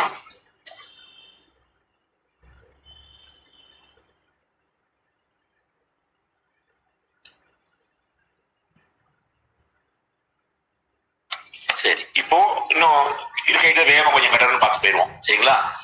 இப்போ வந்து சாப்டர் 7 அடுத்த சாப்டர் என்ன சொல்லுதுன்னா, கவர்மெண்ட் கம்பெனிஸையும் ஒரு CAG ஆடிட் பண்ணுவாரு. கம்பெனிஸ் இருக்கு இல்லையா, பெரிய பெரிய கம்பெனிஸ் இருக்கு, நல்ல நல்ல நவரத்னா கம்பெனி. உதாரணமா பெல் ஒரு கம்பெனி, BHEL ஒரு கம்பெனி. சரிங்களா? முன்னாடி ஏர் இந்தியா ஒரு கம்பெனி. அந்த மாதிரி கம்பெனிஸையும் இவர் வந்து CAG ஆடிட் பண்ணுவாரு அப்படி. அது செக்ஷன் 19. செக்ஷன் 19 வந்து இந்த கம்பெனி ஆடிட் பண்றதுக்கு ரைட் இருக்கு. சரிங்களா? இவருக்கு வந்து ஒரு அக்கௌண்டிங் ஸ்டாண்டர்ட்ஸ் இந்த வார்த்தை நோட் பண்ணிங்க. ஏஜிக்கு வந்து ஒரு அக்கௌண்டிங் ஸ்டாண்டர்ட்ஸ் இருக்கு. அதை வச்சு அந்த கம்பெனிஸோடைய ஆடிட் பண்றப்ப அக்கௌண்டிங் ஸ்டாண்டர்ட்ஸ் படி தான் ஆடிட் பண்ணுவாரு. ஸோ ஒரு பெரிய பெரிய கம்பெனியை வந்து ஃபார்ம் பண்றப்பையோ அல்லது க்ளோஸ் பண்றப்பையோ சிஏஜிக்கு தெரிவிக்கணும். இது ஒரு ரூல். சாப்டர் 7 கீழே வந்து 55, 56 ரூல் வந்து என்ன சொல்லுது, அதை நோட் பண்ணிங்க. அதே மாதிரி intimation of formation or closure of a company, government கம்பெனினா சிஏஜிக்கு நோட் பண்ணணும். இதை கொஞ்சம் எழுதிக்கங்க.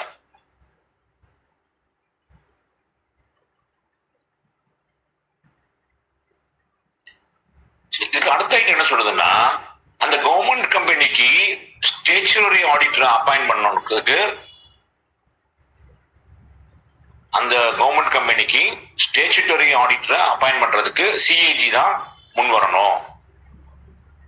கம்பெனி ஆக்ட் கீழே, கம்பெனி ஆக்ட் வந்து நமக்கு வரல, பட் இதுதான் கம்பெனி ஆக்ட் கீழே வந்து ஸ்டேச்சுட்டரி ஆடிட்டரை வந்து அப்பாயிண்ட் பண்றதுக்கு வந்து சிஏஜி உடைய பொறுப்பு.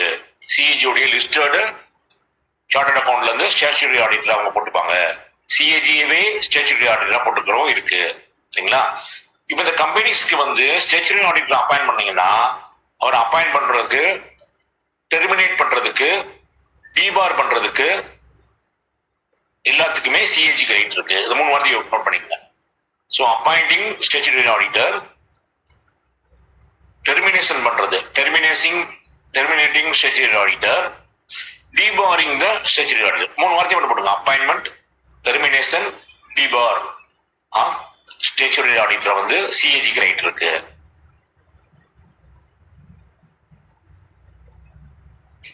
இதுல முக்கியமா நோட் பண்ண வேண்டிய வேலை ஒரு வார்த்தை வருது. இந்த வார்த்தையை என்னன்னு கேட்டுக்குங்க. அந்த ஸ்டேச்சுட்டரி ஆடிட்டர் வந்து அவருடைய முக்கியமான வேலை என்னன்னு கேட்டீங்கன்னா, he has to give some opinion on the financial statement. இந்த வார்த்தையை கொஞ்சம் நோட் பண்ணி போட்டுங்க. சிஏஜி அப்பாயிண்ட் பண்ற அந்த ஸ்டேச்சுட்டரி ஆடிட்டர் அவருடைய முக்கியமான வேலை என்னன்னு கேட்டீங்கன்னா, இந்த ஃபைனான்ஸ் அக்கௌண்ட்ஸ் உடைய ஸ்டேட்டஸ் மேல ஒப்பீனியன் கொடுக்கணும். ஸோ ஆடிட்டர்ஸ் ஒப்பீனியன் தான் அவருடைய வேலை. ஆடிட்டர் ஒப்பீனியன் எழுதி அது ஒரு கோடு போட்டுக்கோங்க. ஸோ கவர்மெண்ட் கம்பெனியை பொறுத்த வரைக்கும் ஸ்டேச்சுட்டரி ஆடிட்டர், இந்த ஸ்டேச்சுட்டரி ஆடிட்டரோட ஒப்பீனியன்.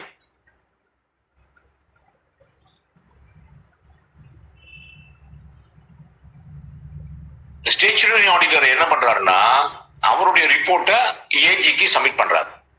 கவர்மெண்ட் கம்பெனில இருக்க ஸ்டேச்சுட்டரி ஆடிட்டர் அவருடைய ஆடிட் ரிப்போர்ட்டை ஏஜிக்கு சப்மிட் பண்ணணும். சரிங்களா?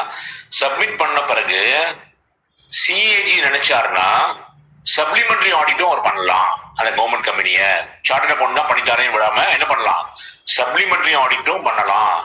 ஸோ அது கீழே நோட் பண்ணிக்கங்க. அதை so statutory auditor submit report to AG, அதை நோட் பண்ணிக்கோங்க. AG can do supplementary audit of the government company.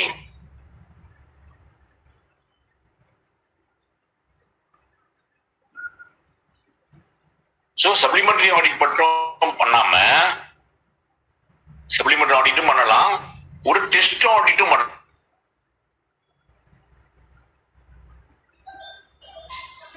ஆடிட்டும் பண்ணலாம்.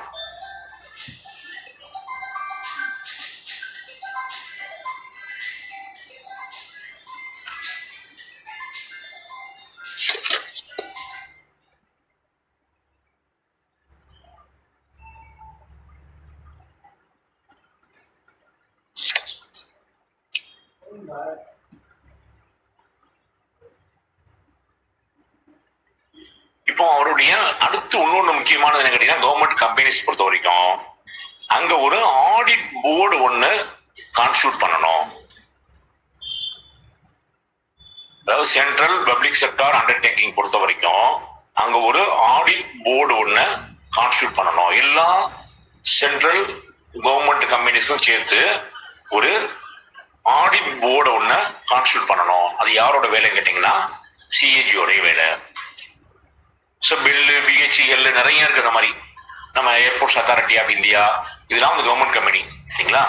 அந்த கவர்மெண்ட் கம்பெனிக்கெல்லாம் சேர்த்து ஒரு ஆடிட் போர்டு, ஒரு போர்டை வந்து கான்ஸ்டிடியூட் பண்ண வேண்டிய வேலை வந்து சிஏஜிக்கு உண்டு. அதை நோட் பண்ணி audit board, constitution of audit board for all government companies. இப்ப அடுத்து வந்து இப்ப நம்மளுடைய ஆபீஸ் இதுக்கு வந்துருவோம். நம்ம ஆபீஸ் வந்து ஒரு பாடி ஆர் அத்தாரிட்டி கீழே வந்துருது சரிங்களா.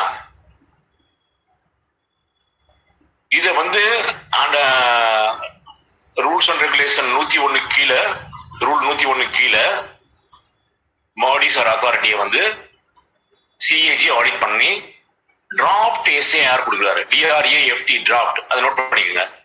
டிராப்ட் எஸ்ஏஆர் கொடுக்குறாரு. இது மோஸ்ட் ஆஃப் த உங்களுக்கு அக்கௌண்ட்ஸ் இருக்கவங்களுக்கு, கம்பெனிஸ் இருக்கவங்களுக்கு தெரியும். இதுக்கு 15 நாளுக்குள்ள ரிப்ளை கொடுங்கன்னு கேட்கிறாரு. ரிப்ளை வித்தின் 15 days, அதை நோட் பண்ணிக்கோங்க.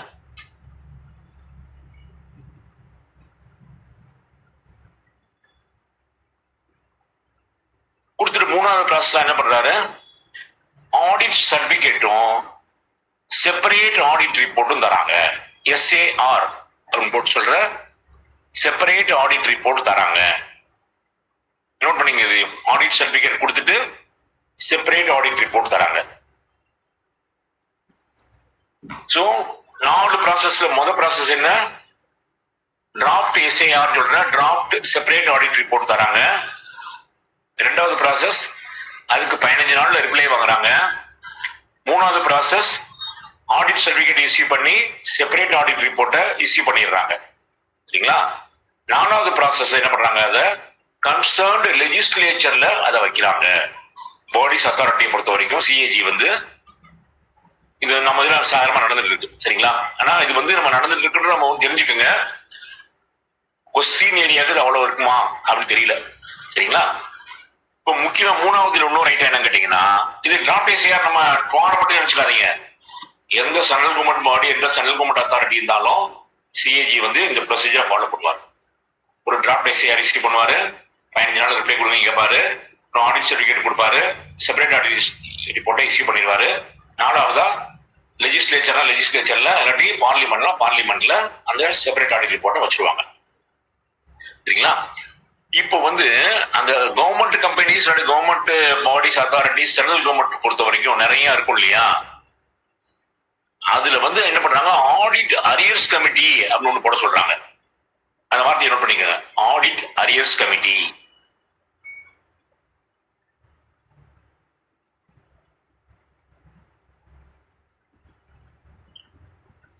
இந்த ஆடிட் அரியர்ஸ் கமிட்டியில இந்த வார்த்தையை முக்கியம், 2 வருஷம் இல்லாட்டி அதுக்கு மேற்பட்டு இருக்கிற பெண்டிங் பேனாஸ்லாம் ரிவ்யூ பண்றது இந்த ஆடிட் அரியர்ஸ் கமிட்டியோடைய வேலை.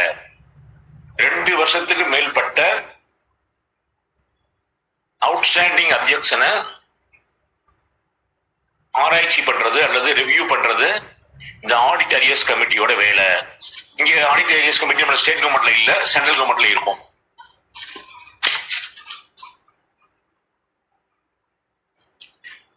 இப்போ வந்து கிட்டத்தட்ட ஒரு ஃபைனல் பார்ட்டுக்கு வரோம், ஒரு 10 நிமிஷத்துல முடிச்சிடலாம் சரிங்களா.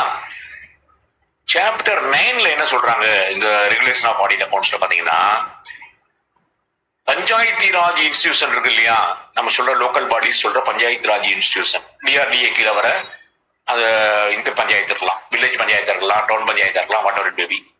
அந்த பஞ்சாயத்து ராஜ் இன்ஸ்டிடியூஷனை வந்து ஆடிட் பண்றதுக்கு இவருக்கு வந்து பவர்ஸ் கொடுத்துருக்காங்க சிஎல்ஐஜிக்கு. அது எதுல வருதுன்னா டிபிசி ஆக்ட் கீழே 243J and 243Z, 2 இது மட்டும் ஆர்டிகல் நோட் பண்ணிக்கோங்க.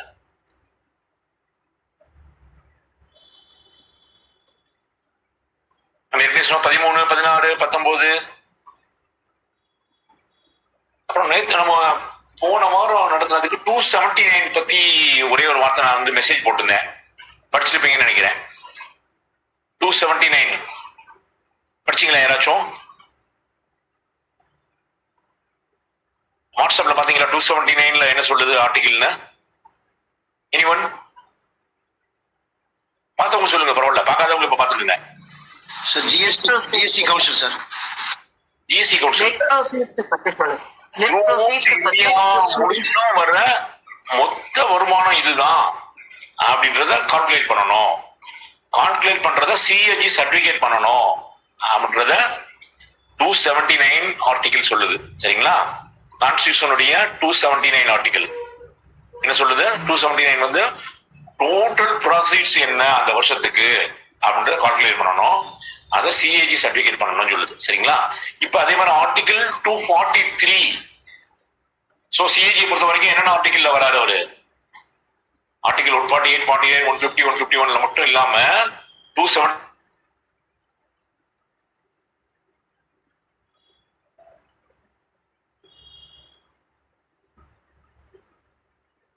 Constitution Article 243 J and 240. இதுக்கு கீழே அவர் பஞ்சாயத்து ராஜ் இன்ஸ்டிடியூஷனையும் ஆடிட் பண்ணுவாரு. இந்த ஆடிட் வந்து செக்ஷன் 14 இருக்கலாம், செக்ஷன் 19 இருக்கலாம், செக்ஷன் 20 இருக்கலாம், what ever it may B. அதுல ஒரு வார்த்தை சொல்லிடுறாங்க. சோ 14, 19, 20 கீழே போட்டுருங்க. ஆனா சிஏஜியோ அல்லது ஏஜியோ அந்த பஞ்சாயத்து ராஜ் இன்ஸ்டிடியூஷனோட அக்கௌண்ட்டை சர்டிபிகேட் பண்றது இல்ல. கேள்வி கேட்கலாம், அவர் வந்து பிஆர் அல்லது பஞ்சாயத்து ராஜ் இன்ஸ்டிடியூஷனுடைய அக்கௌண்ட்ஸை ஏஜி சர்டிபிகேட் பண்றாரா அப்படின்னா சர்டிபிகேட் பண்றது இல்ல. சோ அது மட்டும் தான் சாப்டர் 9ல பஞ்சாயத்து ராஜ் இன்ஸ்டிடியூஷன் பத்தி இதுக்கு மேல கேட்க முடியாது.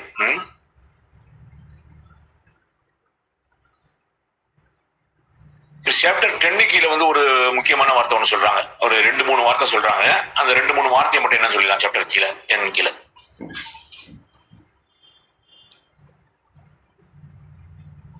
த்ரீ பார்ட்டிஸ் அப்படின்னு வார்த்தை சொல்றாங்க. அந்த 3 பார்ட்டிஸ் போட்டுங்க. எலிமெண்ட்ஸ் ஆஃப் ஆடிட்ல இது வந்து எலிமெண்ட்ஸ் ஆஃப் ஆடிட் சொல்லி 3 பார்ட்டிஸ் அப்படின்னு போடுறாங்க. 3 பார்ட்டிஸ் மட்டும் போட்டுருங்க. என்னென்ன பார்ட்டி சொல்லுங்க? டிஎம்கே, ஏடிஎம்கே, பிஜேபியா? அப்படி கிடையாது.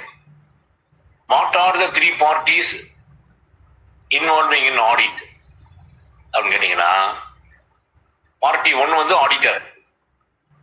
சரிங்களா? பார்ட்டி 2 வந்து ரெஸ்பான்சிபிள் பார்ட்டி. இப்ப ஏஜி ஆபீஸ் தான் ஆடிட் வராம வச்சுக்க, அவங்க ஆடிட்டர். ரெஸ்பான்சிபிள் பார்ட்டி யாருன்னா நம்ம டிடபிள்யூஏடி போர்டு ரெஸ்பான்சிபிள் பார்ட்டி. சரிங்களா? ஆடிட்டபிள் என்டிட்டின்னு சொல்லணுமா சார்? என்னங்க ரெஸ்பான்சிபிள் பார்ட்டின்னு சொல்றீங்களே, அது ஆடிட்டபிள் என்டிட்டின்னு சொல்லலாமா? ஆடிட்டபிள் என்டிட்டி, அவங்க தான் ரெஸ்பான்சிபிள் பார்ட்டி. சரிங்களா? சோ இவங்க சொல்ற 3 பார்ட்டிஸ் யாருக்குன்னா, ஒன்னு ஆடிட்டர், இன்னொரு ரெஸ்பான்சிபிள் பார்ட்டி, மூணாவதா இன்டெண்டட் யூசர்ஸ். இவங்க 3 பேர் சேர்ந்தா 3 பார்ட்டிஸ். இந்த இன்டெண்டட் யூசர் யாரா இருப்பாங்கன்னா, பொதுமக்களா இருக்கலாம், அந்த ஆடிட் பார்ட்டியாவும் இருக்கலாம், ஆடிட்டிங் யூனிட்டாவும் இருக்கலாம். சரிங்களா? ஸ்டேக் ஹோல்டர்ஸாவும் இருக்கலாம், நமக்கு லோன் தரவங்களாவும் இருக்கலாம், நமக்கு கிராண்ட் தரவங்களாவும் இருக்கலாம். சரிங்களா? இவங்க எல்லாம் சேர்ந்து இன்டெண்டட் யூசர்ஸ். சோ 3 பார்ட்டிஸ் யார் யாரு அப்படின்னு ஒரு கேள்வி வரலாம். இந்த கேள்வி வந்து ரிப்பீட் ஆகும். அந்த கேள்வி சோ எலிமெண்ட்ஸ் ஆஃப் ஆடிட்ல 3 பார்ட்டிஸ் யார் யாருன்னா, ஆடிட்டர் ஒரு பார்ட்டி, ரெஸ்பான்சிபிள் பார்ட்டி ஒரு பார்ட்டி. அந்த வார்த்தையும் யூஸ் பண்ணணும். நீங்க ரெஸ்பான்சிபிள் பார்ட்டி தான் யூஸ் பண்ணணும், ஆடிட்டபிள் என்டிட்டி வார்த்தையை யூஸ் பண்ணக்கூடாது. பட் அதோட அர்த்தம் அதான். மூணாவது இன்டெண்டட் யூசர்ஸ்.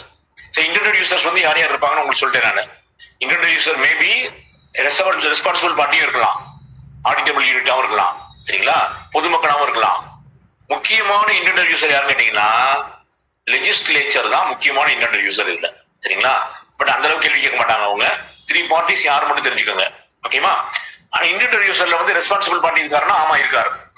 சரிங்களா? 2வது பார்ட்டியும் 3வது பார்ட்டியும் இருக்காரு. ஓகே.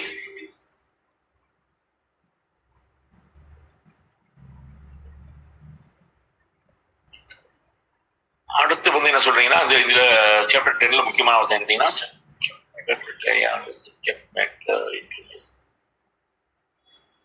இதை தெரிஞ்சு வச்சுக்கோங்க. 3 ஐட்டம் இருக்கு, 3 பார்ட்டி இருக்க மாதிரி 3 ஐட்டம் இருக்கு. அது என்ன கேட்டீங்கன்னா, subject matter 1, criteria for the subject matter 1, information 1. இது வந்து ஹைலைட் பண்ணி சாப்டர் 10 கீழ கொடுத்துறேன். தெரிஞ்சு வச்சுக்கோங்க என்னென்ன. எலிமெண்ட்ஸ் ஆஃப் ஆடிட்ல வந்து 3 பார்ட்டிஸ் இருக்க மாதிரி subject matter, criteria and subject matter இன்ஃபர்மேஷன்ன்றது அது ஒரு டைப். எலிமெண்ட்ஸ் ஆஃப் 3 ஐட்டம் தான் எலிமெண்ட்ஸ்ல. 3வது எலிமெண்ட் என்ன கேட்டீங்கன்னா, டைப்ஸ் ஆஃப் என்கேஜ்மெண்ட்.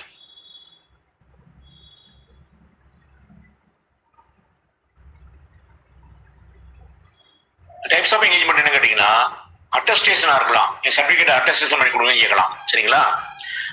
அல்லது எனக்கு வந்து ரிப்போர்ட் பண்ணி ப்ரிப்பேர் பண்ணி கொடுங்கன்னு கேட்கலாம்.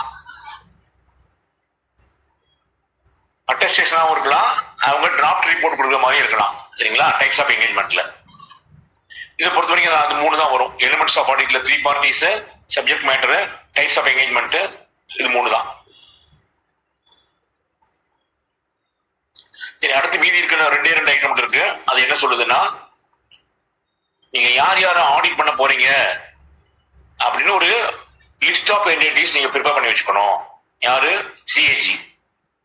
அதுக்கு ஒரு ஆடிட் பிளானிங் போட்டு வச்சுக்கணும். அது 2 வார்த்தையும் நோட் பண்ணிங்க. லிஸ்ட் ஆஃப் என்டிட்டிஸ் போட்டுக்கணும், ஆடிட் பிளானிங் போட்டுக்கணும். ஆடிட் பிளானிங் போட்டு வச்சுக்கணும். போட்டுட்டு அட்வான்ஸா உங்களுக்கு இன்டிமேட் பண்ணிடணும். இந்த 3 ஐட்டம் முக்கியம் சாப்டர் 11ல வரப்போ. ஸோ நீங்க வந்து சிஏஜி உடைய வேலை என்ன? லிஸ்ட் ஆஃப் என்டிட்டிஸ், யார் யாரை ஆடிட் பண்ண போறோம் அப்படின்னு அந்த லிஸ்ட் ஆஃப் என்டிட்டிஸ் போட்டுக்கணும், ஆடிட் பிளானிங் போட்டுக்கணும், அவங்களுக்கு அட்வான்ஸா இன்டிமேட் பண்ணிடணும்.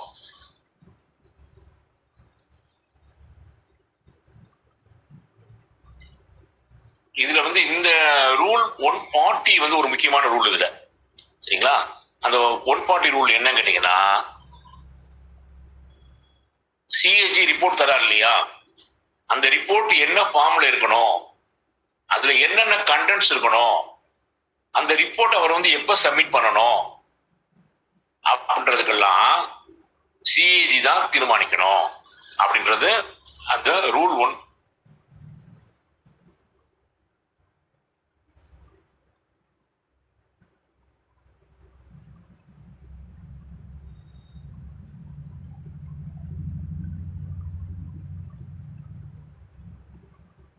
ரிப்போர்ட் வந்து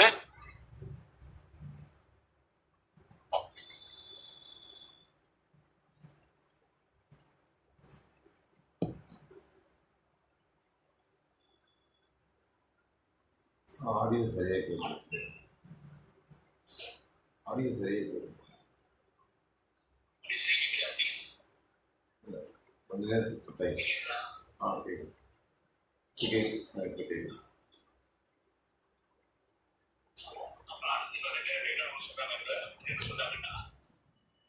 அவன் வெறும் ரிப்போர்ட் கொடுத்ததோட சிஇஜியோட வேலை முடியல, அதை ஃபாலோ அப் பண்றதும் அவரோட வேலை தான். சரிங்களா? அதை ஃபாலோ அப் பண்றதுக்கு அவருக்கு வேலை இருக்கு. ரிசல்ட் ஆஃப் ஆடிட் வந்து எப்படி இருக்குன்றத ஃபாலோ அப் பண்றது அவரோட வேலை இருக்கு. அது சாப்டர் 12ல சொல்லிடுறாங்க.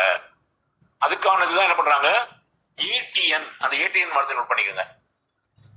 Action taken note, ATN or action taken note to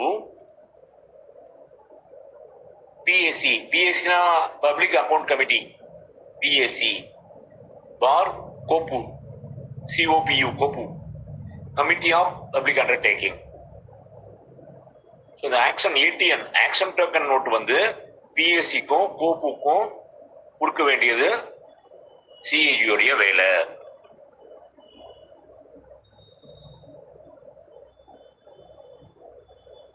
so இந்த ஆக்ஷன் டேக்கன் நோட்டை வந்து பிஎஸ்சிக்கோ கோப்புக்கோ கொடுக்கறதுக்கு முன்னாடி ஏஜி அதை வெட்டிங் பண்ணணும்.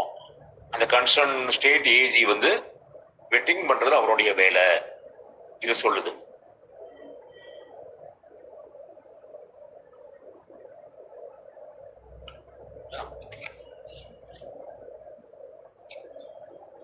அதுல அடுத்த சாப்டர் வந்து ஆடிட் எவிடன்ஸ் பத்தி சொல்லுது. ஆடிட் எவிடன்ஸ் பத்தி நிறைய டீடைலா இல்ல. ஆடிட் எவிடன்ஸ் பத்தி தனியா ஆடிட்டிங் ஸ்டாண்டர்ட்ஸ்ல நிறைய ஒரு 20-40 பேர் சொல்றாங்க ஆடிட் எவிடன்ஸ் எப்படி இருக்கணும்னு. ஸோ ஆடிட் எவிடன்ஸ் பத்தியும் சொல்லுது அப்படின்ற மட்டும் தெரிஞ்சுக்க போதும். ஸோ அந்த உங்களை பொறுத்த வரைக்கும் இன்னைக்கு கொஞ்சம் பயங்கர ட்ரை சப்ஜெக்ட். சரிங்களா? இந்த regulation of audit and accounts நாங்களே படிக்க மாட்டோம். சரிங்களா? எக்ஸாம் கொஞ்சம் சாதாரண பண்ணிடுவோம். குறிப்பிட்ட அந்த லாஸ்ட் டே மட்டும் 2 நாள் மட்டும் பார்த்துட்டு எம்சிக்யூ மட்டும் பார்த்துட்டு போயிடுவோம். சரிங்களா? இது வந்து கொஞ்சம் முடிஞ்ச வரைக்கும் பொறுமையா கேட்டீங்க. இது வந்து நீங்க மறுபடியும் ஒரு டைம் அந்த ஹைலைட் பண்ணதான் ஒரு டைம் படிச்சு பாருங்க. நீங்க நான் மெட்டீரியல் அனுப்பியிருக்கேன். அதை ரெகுலேஷன் ஆஃப் ஆடிட் அக்கௌண்ட்ஸ் வந்து இப்போ நான் சொன்னது எல்லாமே அப்படி இந்த ஹைலைட் பண்ணலாம் வந்துடும் உங்களுக்கு. சரிங்களா? அதே மாதிரி இப்போ நான் சொன்னதெல்லாம் நீங்க நோட்ஸ் எடுத்துருந்தீங்கன்னா அதை தாண்டி கொஸ்டின்ஸ் எதுவும் வராது. ரெகுலேஷன் ஆஃப் ஆடிட் அக்கௌண்ட்ஸ் வந்து உங்களுக்கு வந்து ஒரு 10 கேள்வி கிட்ட வரலாம். இந்த 10 கேள்வியும் என்னென்ன கேள்வின்னு உங்களுக்கு அப்பப்போ சொல்லிட்டு வந்துட்டேன். நான் ஹைலைட் பண்ற ஒரு டைம் படிச்சிட்டீங்கன்னா அந்த 10 கேள்வி நீங்க எழுதிடலாம். கான்ஸ்டியூஷன் வந்து முக்கியமா அந்த 148 151 கான்ஸ்டியூஷனும் கொஞ்சம் நல்லா தரவா இருந்துக்கோங்க. சரிங்களா? அதை பொறுத்த வரைக்கும் அதுலதான் உங்களுக்கு வந்து 30ல இருந்து 40 கேள்வி வரப்போகுது. கான்ஸ்டியூஷன்ல தான் இது ஒரு 10 to 15 கேள்வி வந்துச்சுன்னா 55-60 கேள்வி வந்துடும். மீதி இருக்கிறது எஃப்ஆர்எஸ் வரும், அந்த டிசிப்ளினரி ப்ரொசீடிங்ஸ் பத்தியும் ஆர்டிஐ பத்தியும் தான். அதை வந்து 3ஐயும் ஒரே கிளாஸ்ல வந்து முடிஞ்ச வரைக்கும் சொல்லிடுறேன் நான். எஃப்ஆர்எஸ்ஆர்ல வந்து நீங்க டே டு டே ஆக்டிவிட்டிஸ் தான் பண்றது தான். ஸோ எங்க வந்து தமிழ்நாடு ரூல்ஸ் வந்து சென்ட்ரல் கவர்மெண்ட் ரூல்ஸ் டிஃபர் ஆகுது, இல்லாட்டி சென்ட்ரல் கவர்மெண்ட் ரூல்ஸ் என்ன சொல்லுது மட்டும் உங்களுக்கு சொல்லிட்டு வரேன்.